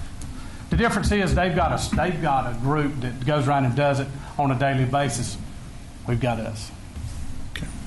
Appreciate your efforts. Further questions? Yeah, I got some. First and foremost, Mr. Popham, thanks for being here tonight, and thanks for shining the light on this report. It's definitely answered a lot of my questions. But I do have a couple that still exist. On the grounds picture that we were talking about earlier with the AutoZone situation. Yes, sir. The one thing that most inspections or most inspectors need is common sense, and I don't know that they all have that. So were you actually with the inspector when they did this? So they knew that we were not the property owners and not responsible for what's on the other side of the fence, and they still elected to take 5.97 points away from us. Is that correct? And this is not the only one. He actually wrote us up for another one that was on South Bill. There's a garage that's about this far between I reckon it's a garage or a building between it and the fence, and there's trees growing through it. All we do is go through there and cut the limbs off. We can't go through there and spray. If we go through there and get happy with sprays or get something like that and kill some trees, then we're killing trees on somebody else's property. So you're exactly right. I've been to several places, talked to several REACT inspectors, talked to Gene Rahuba, several of the other ones, and this is one of those things that we bring up time and time again.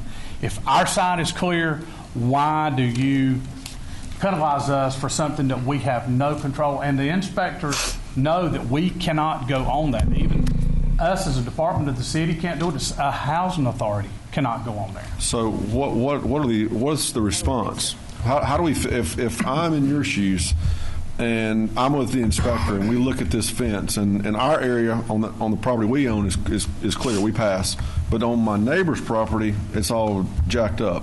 What's his response? How do we fix that? Most of them response is, well, here's the definition to it.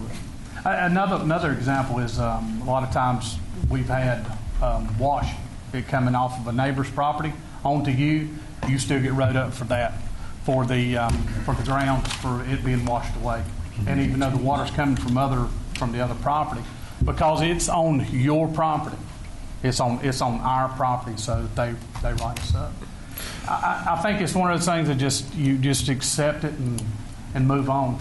We have in the past, we had a similar situation to happen on a fence, and we actually took it down. But there was woods that was between the back of the apartments and the residence. We took it down, didn't sell word to nobody. No, we've never had 1 minute's problem. You know, that's something that... You may have addressed this earlier, and if you did, I apologize, but has anyone contacted the manager or the owner of the AutoZone place to tell them the predicament that we're in, to see if they would let us make that look a lot better and not get docked for this situation? No, sir, I have not. That's something that we all have intended to do. Okay. How much would it cost to move the fence? That is something that we have actually thought about doing. You move the fence. That gives you room to put back.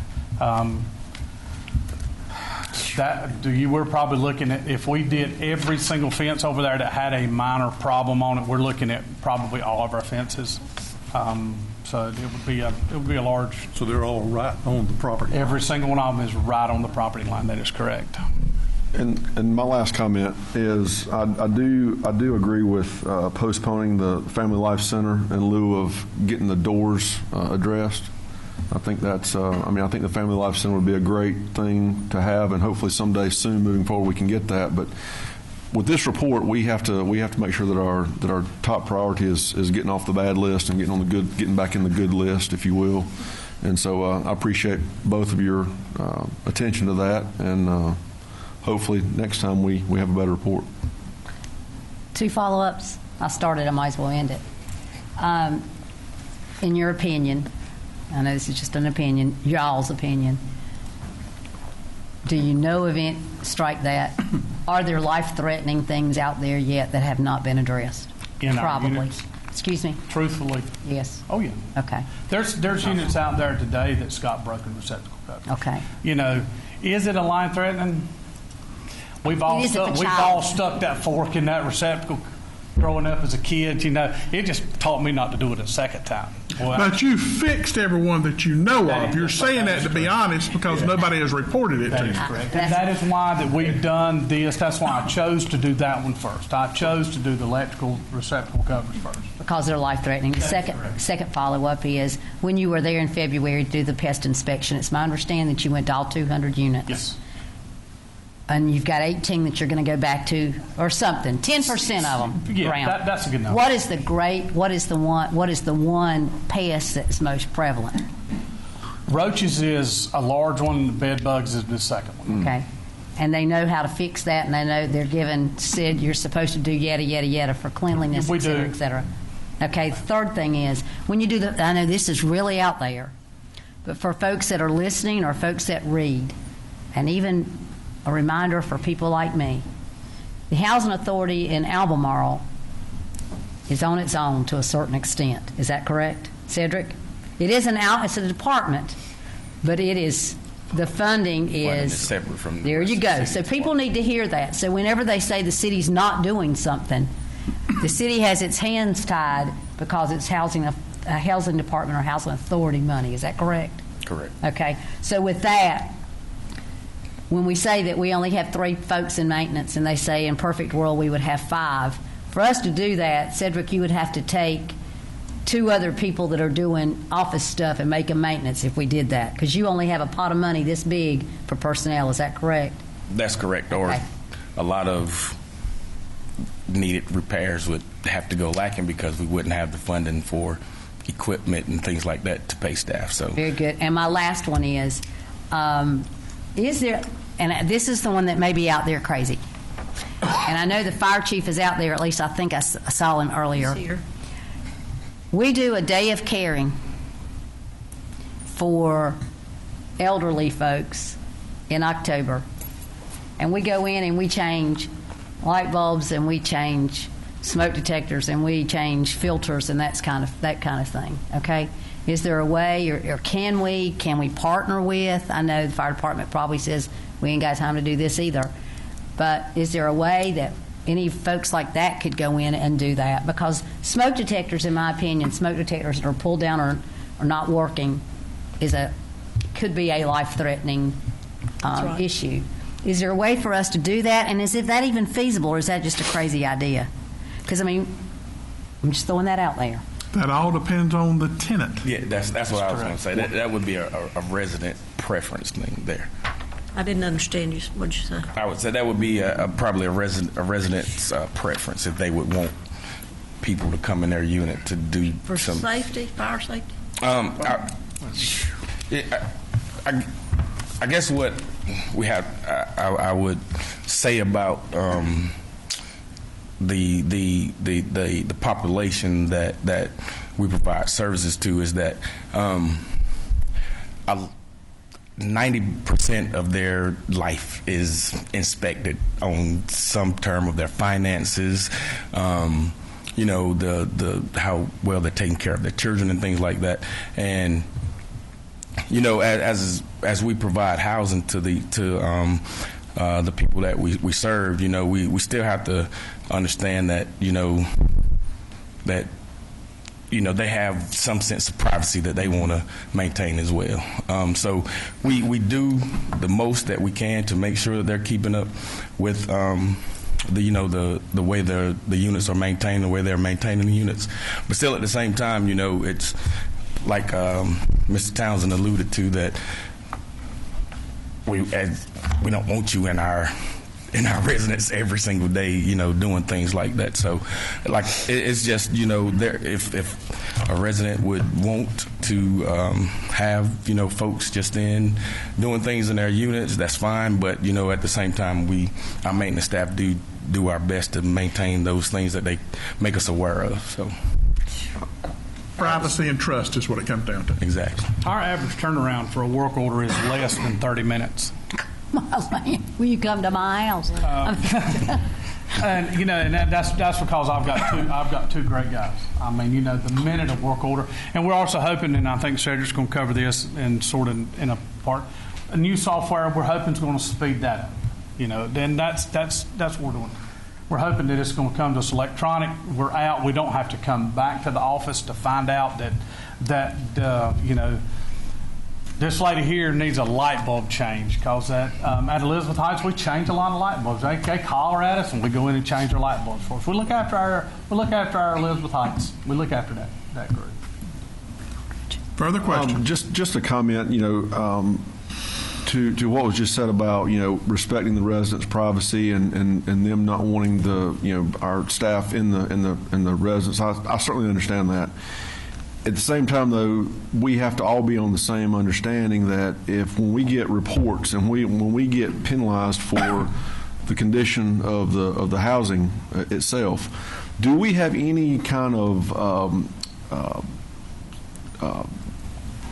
codes or any kind of, if somebody knocks a hole in the wall, is that a mandatory? Do they have to report that? Or if somebody knocks a hole in the door, if somebody rips a fan down, or if there's a certain amount of damage, are they required to report that so we can get somebody to address that? But that's what we want them to do. But there again, you know, unless they call us, you know, we don't know it. But in this, as I said, this is going to put us in their units about every single quarter. Put us in February, you know, then again in April, May. Then we're going to try to do a health and safety inspection. Me and my guys have figured out a way we think we can do it. We're going to try it. We're going to try it with Elizabeth Heights residents first. They love us over there. You know, we'll be in and out of there in no time. That's 50 units. You know, and then again in October with our annual, and then again with the REACT, you know, which he only does a percentage, but you've got to get 200 ready just for him to come look at 24. So, you know, we're going to be being a lot more than usual. Plus, you know, we're guilty. I'm not going to stand up here and tell you we're not guilty. We busy. When we go into a unit, we don't go upstairs and look and see if that smoke detector's up. Now, if the one in the kitchen that we about bump our head on is hanging down, we'll pop it up, or if it's missing, but we're not going to run up there because we already know that somebody 4 doors down has already called and they got water backing up in their tub. So there again, we've got to go unstop a sewer stop. So. What kind of liability does the residents have when they do damage an apartment? I think that's what. Yes. There is cost. Yes, there is cost. There is cost. And once, if they knock a hole in the wall, they've got to pay for it. And they're told that every single resident before they move in has to sit through a lease briefing. It's an all-day ordeal. It covers everything from maintenance to whether they can have a pet in the house. And at that time, I go through and tell them, if you break it, you pay for it. You know, so that's one of the reasons why we don't get that call. You know, they knock that hole in the wall, they're not going to call and tell us unless we find it. So. But you're going to do it free, and they're not going to have to pay for it. That's what the newsletter says. For 1 month, that's what we're going to do. Comments? Thank you. Thank you. Thank you. Appreciate the update. Yep. Thank you. And again, the letter for that we're proposing to send to HUD staff regarding our recovery plan is in your agenda packet. And if I don't know if you guys had a chance to look at that letter, but you know, I would like to have you guys' approval to be able to sign and submit that plan to HUD. And this was just played at our desk tonight, just now. Okay. All of this. Is that the same letter in the packet? Is that the same letter that's in the packet? Yeah.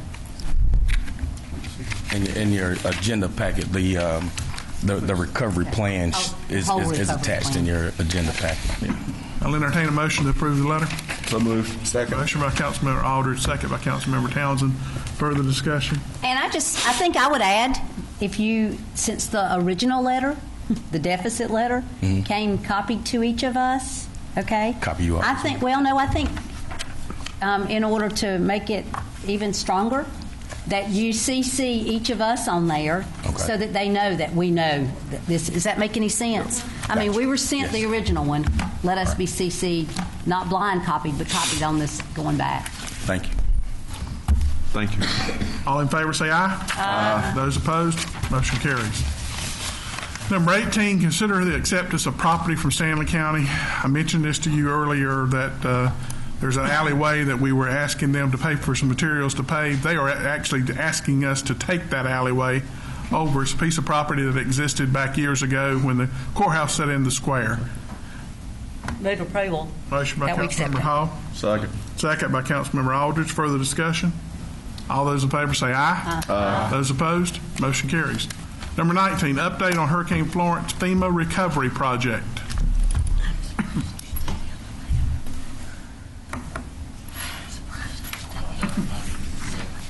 Okay. Thank you. Oh, fun. No, that was fun. Thank you.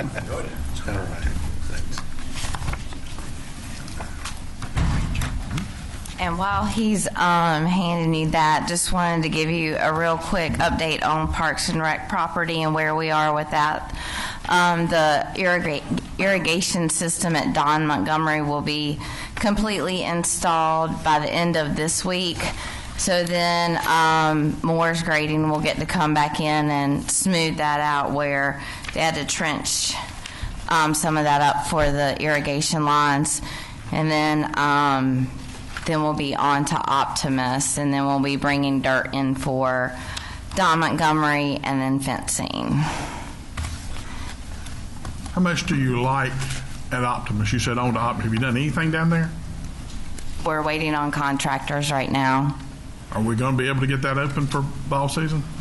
I'm hoping that they'll get started this weekend. If I can get the contractors there regularly, I think a month we can have it open. And when does the baseball season normally open for the Little League? Oh, Friday will be the start of it. So we've already adjusted to Rock Creek Park. Okay. So we are having baseball season for for the rumor that we weren't. Okay. And I'm going to let Jacob do the financial piece. Okay, thanks. All right, so what you have in front of you is a summary of the current projects. FEMA is currently looking at 4 categories. Category A is debris removal. B is our emergency response. Category F are utilities. That's broken out into 2 projects. And Category G is LISA, Parks and Rec. The ones that I have highlighted, the 2 projects for Category F, they've gone through the whole process at this point. and they've been submitted. I submitted the second one today. It's going to go for the, I assume at this point, ultimate review and determination of whether or not they're going to fund us or not. Just to give you some information, more information here. Like I said, this is the overview. The following pages are just the first sort of set of summary information that I had to give to them. And the second packet is an example of what was turned in for one of these two projects for utilities, which is 78,510. So I had to take information that was summary based, put that together in details, give them information about number of people, how many hours they worked, equipment used, and then once they okayed that, I had to then give it to them in this secondary form where you give them that this specific piece of equipment was used for X number of hours by this person worked these number of hours, these days. So that's sort of been, that's just the broad overview, work in progress of where we're at. And we've got now the last 3 remaining projects. The Category A, which I'll go ahead and tell you now is going to require a lot more detail. I don't know why they're so intent on that, but we'll work and we'll get there. Category B is the next on the list. I'm hoping to have that by the end of the week ready for to be submitted. And of course, Category G is just a work in progress. I love Category Z as zebra. Yes. No, I think that is management cost is a big thing because you think about how much time and effort you've put in it since you've been here. Quite a few hours. Yes. And you think that's going to be recoverable? Yes. From my understanding, that's going to be recoverable. I'm still waiting on exact details of what they're going to take, but from my conversations with our FEMA rep, it's just going to be, we'll submit a summary sheet that I worked, X number, this day for this many hours, and they'll basically take us at our word for that. Yep. So money-wise, I guess, and I may have missed this. So have we gotten money from the we have gotten No, ma'am. Zero money from the government. Okay, well, that was one of my questions tonight. And then, Lisa, I guess you had mentioned here real quick that so Don Montgomery, the irrigation system's going back in, then Moore's doing the grading, or then dirt comes back in. So really, that park is out for. Nothing's going to be done until next. This season is pretty much done, right? Because I know you got to put got to grow grass again and all that. With regards to these other parks, it's Rock Creek. Are we? Oh, it's completely open. Okay, and the pool is going to be opened as well. All those pool repairs have been made. Okay. So probably the Don Montgomery Park is probably one of the worst parks in terms of being back to where it should be. Yeah, it had the most damage as well. Okay. Yes. Okay. So Rock Creek is pretty much done, I guess. Other than Don Montgomery, what else would you say in terms of parks? Are most of them back to where they were before the storm, would you say? Yes, ma'am. Is Don Montgomery and Optimus. Right, They're there. Right. Those are the two kind of remaining parks that we're trying to work on. Yes, ma'am. And do we have any idea when we're going to get any money? No, ma'am. I've asked as many people as I can when I talk to them, and they say ultimately funding is up to the state. So we're going. Michael can give you a little history. He's done this several times. I've been the grants recovery manager, funds recovery manager for 4 federal disaster declarations. So I can say that, but what I can also say is that, every time something like this happens, the level of detail and information that they want gets greater and greater. So probably what Jacob is working on now probably equates to about the 4 I did. But I will say, just based on my experience, I don't think I see anything here in terms of timing, in terms of receiving funds back, that's any different from previous projects. Okay. I don't think, now, just to clarify, just to make sure everyone understands, I don't think there's anything going on here that we have any doubt or question or concern that we're going to get these funds recovered, because what we're submitting are eligible funds. They will do some random checks and audits and ask questions. So we believe what we're submitting is fair and reimbursable according to FEMA standards. So we don't have any questions. They've just, I think after Hurricane Katrina, the federal government, FEMA particularly, was caught with a large project with not enough people to manage it. So the end result is they have a lot more folks now, and they're a lot more focused, which then slows things down. But we don't have any reason to believe we will not be receiving any funding, and I don't think this process is going any faster or slower than before. Okay. Yeah, and I'll add to that. I've mentioned our FEMA representative a couple times. His name's Gordon. I mean, he's always been very responsive. He's pretty much guided us the whole way through from start to finish on saying, I think they'll want to see this or that, and yes, I believe this will be, covered and not. So, I mean, he's sort of our expert that we've been able to lean on for this, and I don't have any real concerns that they'll nitpick too much. It's just a slow, It's just a slow-moving process. And one thing that I would like to add is on March 13th, I spent a full day with the FEMA representatives, came in for site inspection. I was the only department that still had work that hadn't been completed.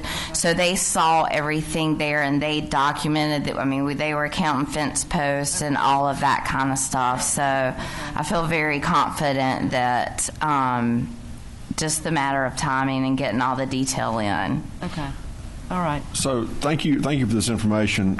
So there is no like cutoff date where FEMA says you will be reimbursed these amount of funds by such and such date. Is that correct? Is that what I'm hearing? That's correct. I'm not aware of a cutoff date of when What deadlines we have to goes. meet in order to be eligible, and we've met all that. And we have met all of those. All right. Second thing, do they come, and I'm asking, and Mr. Ferris, maybe you can tell us, when FEMA looks at this stuff, do they say, okay, you've requested X amount, we're only going to pay you this amount? Is it like, or we're not approving it? How does that work? Is it either all or nothing, or will they pay a portion? How does that work? It's really based on what is eligible, an eligible expense, and what is not, which we have to go through. One thing that is different this time is some of the documentation in terms of contract repair work, and they have to go through that, make sure you have dotted the I's, crossed the T's. But it is either, if you've done all those things, it is either eligible or not eligible. I've not seen them do pennies on the dollar or anything. Negotiations. No, it's a checkbox, yes or no, and you meet those thresholds. Is that still the case, Jacob? Yes, correct. And I will add that I did mention Category A. They're wanting a lot more details of specific information provided, like landfill tipping receipts. But that's still considered a small project overall. Anything that's below $250,000, they consider a small project, which even with the level of detail that I've kind of sort of given you the example, that's their idea of a small project and details. So I will just go ahead and say that I expect the Category G that they'll probably, put a microscope under it, but I have zero concerns on that issue. We are very well documented. Lisa has been very good at organization, and we've really got all of our ducks in a row. Thank you. So just so those, as Martha Sue would say, the city, we are paying all of this out of our pockets, so to speak, while we wait for the government to reimburse us, just to clarify. I mean, there's a lot of money on here that we've had to spend to get our parks back to where our citizens can use them, and we haven't gotten money back yet, so this is coming. That is correct, and also one other thing of note is that we can't spend it, even though it's our money. We can't spend it until they say you are clear to spend it, and we'll move on to the next step. So we were not able to just immediately make repairs and dive into it like we would if it was our project. Right. We have to wait for we have to wait for them to even come look before we can start making adjustments. That you can now go get the irrigation system put in. Now you have permission to do that, and you can spend your money to get it in, and then we'll pay you when we're ready, basically, in a nutshell. Okay. But a lot of that money, a lot of these dollars is actually salary and overtime, is it not? Did I not see that in some of those numbers? Because we had hourly wages. Yeah. So with some of that we've already expended. Mm-hmm. To a certain extent, when you talk about any overtime or whatever that has been given back this fiscal year. Right. To the total of almost $1.4 million total. Is that what we're looking at? Yes, ma'am. Excluding Z. Excluding Z. I think much that's of the- good for people to hear. I think so, how too. much- this is, this How is much what of the that storm. amount has been expended? And this is not all, some of these are estimates, right? Or- Yeah, so everything except for Category G has already been expensed. All other projects we've already completed. Utilities is complete, and obviously the debris removal we've long since completed, and our emergency response was complete during the time. So, and that's just mostly labor, equipment, and material cost. So G is what's left, correct? Okay. Yes. That's the most of it. And that's the $1 million. And that's the, yeah. But yet we look at it, so $350,000 is what we spent. And what people need to hear is that's 3.5 pennies. I mean, that's what would be 3.5 pennies worth of something out there. Yep. Yep. Further Thank questions? you for this Yeah. information. Thank you, Very Jacob. helpful. Lisa? Yep. I just would like to take this opportunity to thank all of my colleagues and everyone that I've dealt with. As you can see, this is quite a large undertaking, and we would not be this far if it wasn't for everybody. I mean, I did point Lisa out, but every single department has just been very forthright and has been very helpful, has got me everything I need when I ask for it. So I do just want to thank everybody. Very nice. Thank you. Thanks. Number 20, we have a couple of resolutions. Consider resolutions supporting local control of local ABC boards and opposing forced mergers of local ABC boards. That's a bill in the legislature this year. We're asking you to endorse a resolution to oppose that bill. So moved. Motion by Councilmember Hall, second by Councilmember Bramlett. Further discussion?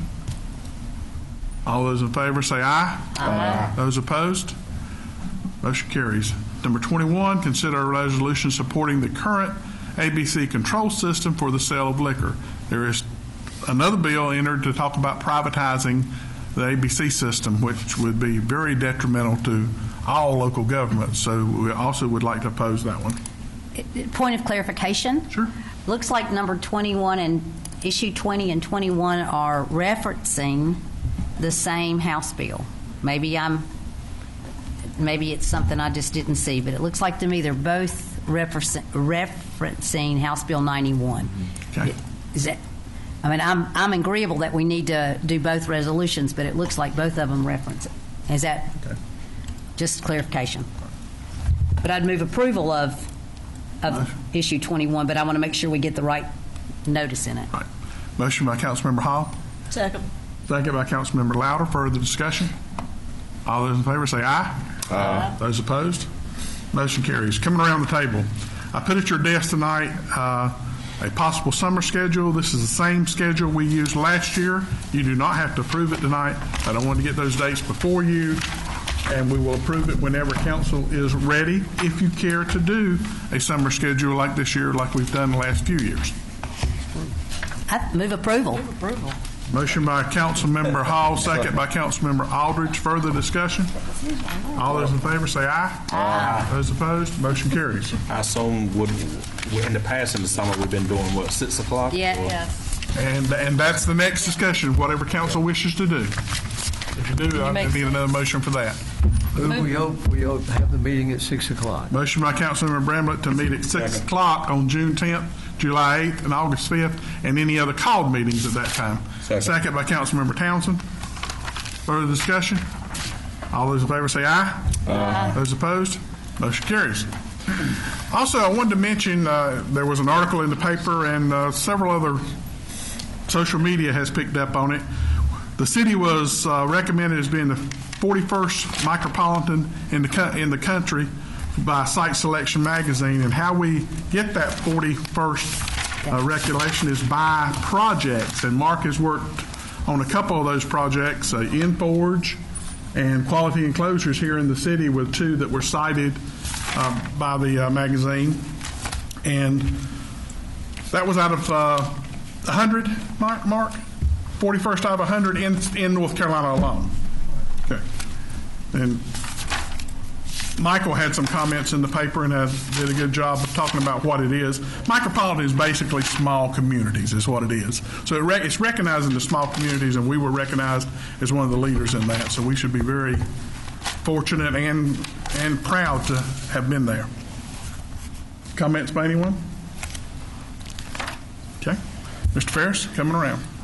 Just got some information indicating that we can designate our voting delegate and alternate voting delegate to the League of Municipalities City Vision Conference. So if council would like to designate someone and an alternate, I will submit that information to the League of Municipalities. I'd like for the mayor. Now, I think Mr. Townsend has been it the last few years. Mr. Townsend and mayor. Am I giving it up? No, you can have Mr. it. Townsend. Mr. Townsend and the mayor's backup. Oh, don't you miss it now. Motion to appoint Councilmember Townsend as voting delegate and myself as alternate delegate. So moved. Second. Second by Councilmember, motion by Councilmember Bramlett, second by Councilmember Louder. Further discussion? All those in favor say aye. Aye. Those opposed? Motion carries. Think further, Mr. Ferris? Just one item, just following up sort of on the same lines as the article that you referenced. You know, when we get doing our jobs, it's really easy to get caught up in what we've got to do next or what we're worried about right now and what's before us. But I think it's important, especially when we think about economic development, to really think about what has taken place in the last year or so. There's a lot of things we want to do, but if we reflect, within the last year, we've had some really significant accomplishments on the industrial manufacturing side. We've had the relocation of location of quality enclosures to Albemarle, along with the jobs it brings and the investment, the saving of the jobs at Inforge, and not only that, an expansion beyond that, and capital investment, and then the same sort of thing, expansion at Global Packaging. When we think about our retail efforts, just think over the last year, what we've seen open in Albemarle. That keeps local money local, provides conveniences to our citizens, provides jobs, sales tax, it helps our economy. And then we've had some unusual projects I think that are really worth noting, such as the Pfeiffer project and the Carolina Treetop Challenge. Those two projects are a little bit different. They don't fit nice and neatly into one box, but we made them happen, and I think those things would not have happened without the staff that we do have here with the city, and particularly a lot of folks in this room that make these unusual, outside-the-box projects take place, where you have to be creative, you have to be responsive, you have to just find a way to make things happen, to pull off some of these things, because they're not your everyday projects. And so I think when we look back over the last year, we've got a lot to be proud of as a city in our economic development accomplishments, as a council, as staff. So I just wanted to point that out, because we get so focused, and we should be, on what we're doing next. You want to keep moving forward, but there's a lot of things I really did want to point out that have happened that have been very positive, and it takes everyone up here, but everyone that works for the city and everyone in this room, that really pull that off. And I don't think we would have seen quite the level of success without some of the folks we do have working for the city. So thank you.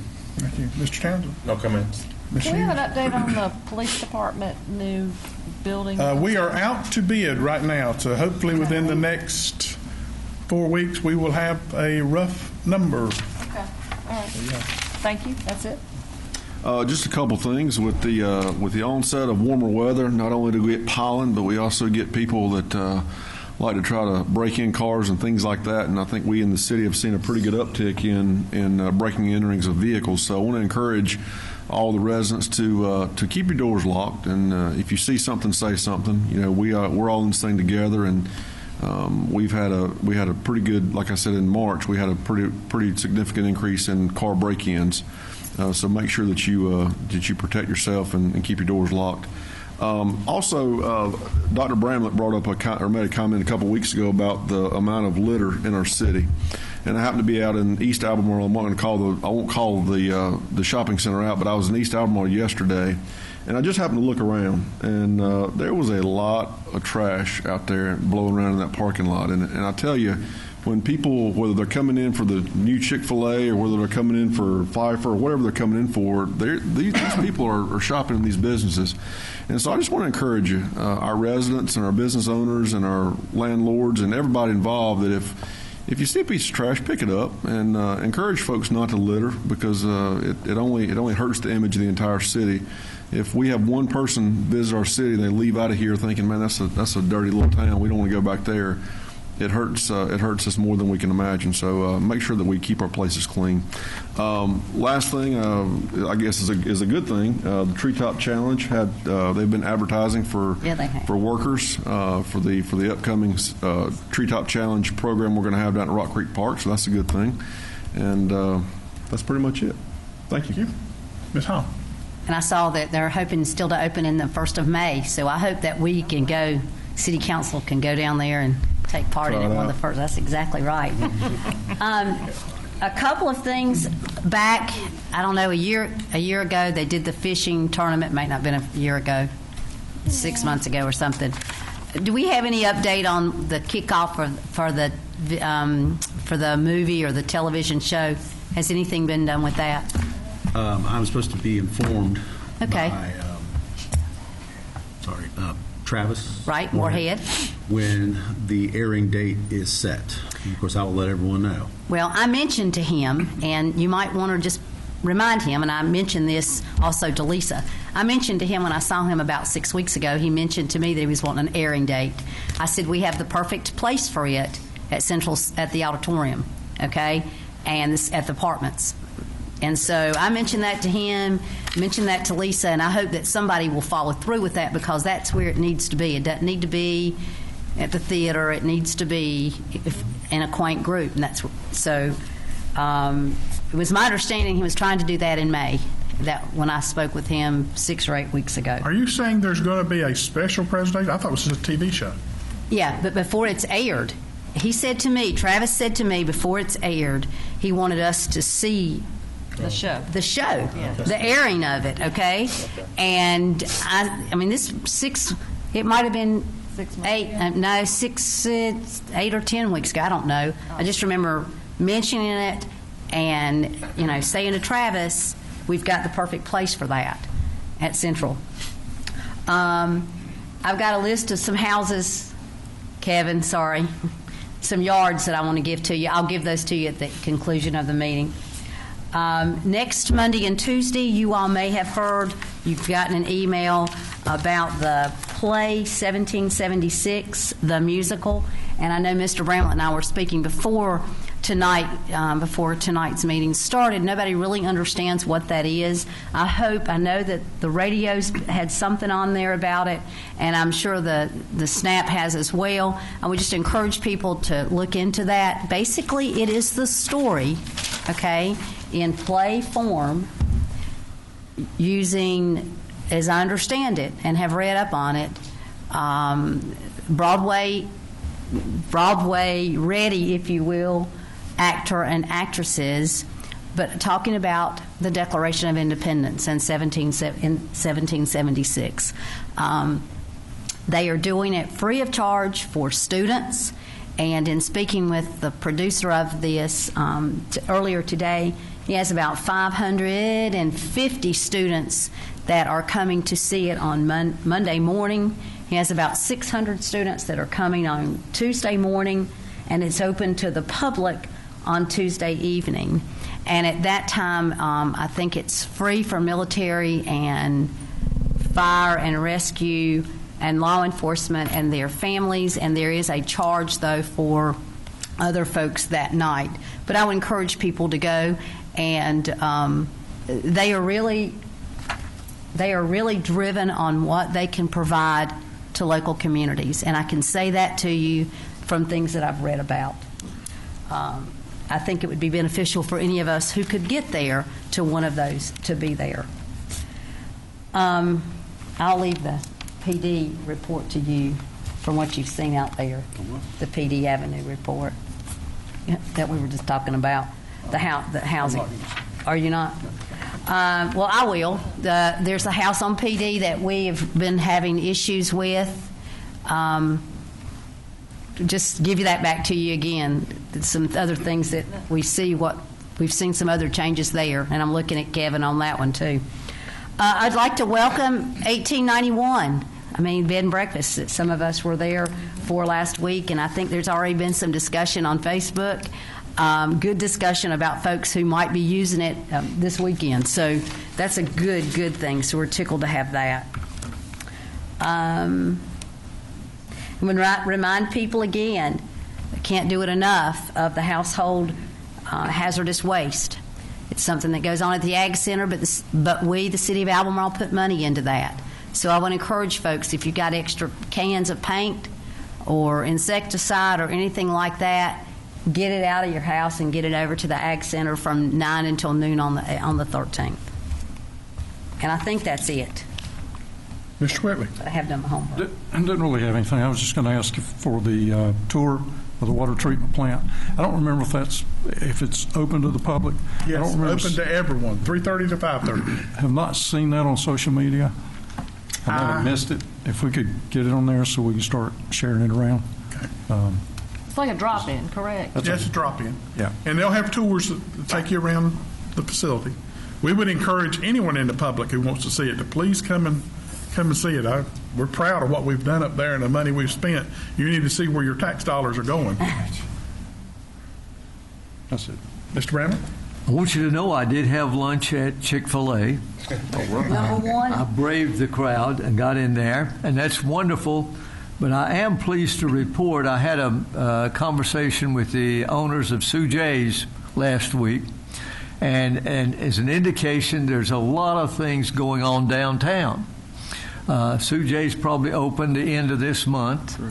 They promised me pinto beans, cornbread, and onions, and I will be there. A new art shop is opening up. I don't know if you've met the gentleman. He's from Indiana. He was an art teacher his entire career. He retired here, and there's some absolutely gorgeous things going into that building already in. A heating and air conditioning company is opened in 2 doors below Glory Beans.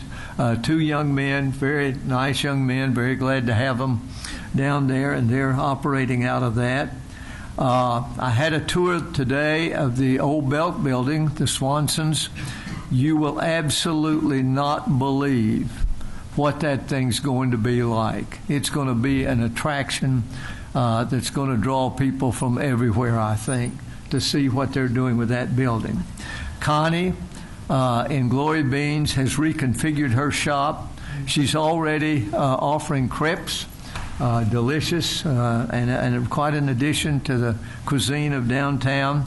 And she's even configured it for some future things she's got in mind in just a few weeks. So a lot of things going on. Thank you, Mr. Mayor. Thank you. Ms. Louder? I don't have much. Aren't you glad? I guess I want us to make sure that we're following through with the priorities of our housing. I think it's a very delicate situation, and we need a report, at least quarterly, of the objectives and what they're doing at that time, not paint a wall or anything like that. I'm talking about some real objectives of how we're going to get in compliance by the next year and bring it to the council. Well, you should be seeing probably our architect coming to us a couple times in the very near future as he reworks our goals, and we'll have to prove those contracts. That's good. Okay. Anyone in the audience have anything to bring before council? Hearing none, I'll hear a motion to adjourn until April 15th, Monday. So moved. Motion by Councilmember Louder, second by Councilmember Hughes. Further discussion? All those in favor say aye. Aye. Those opposed? Motion carries.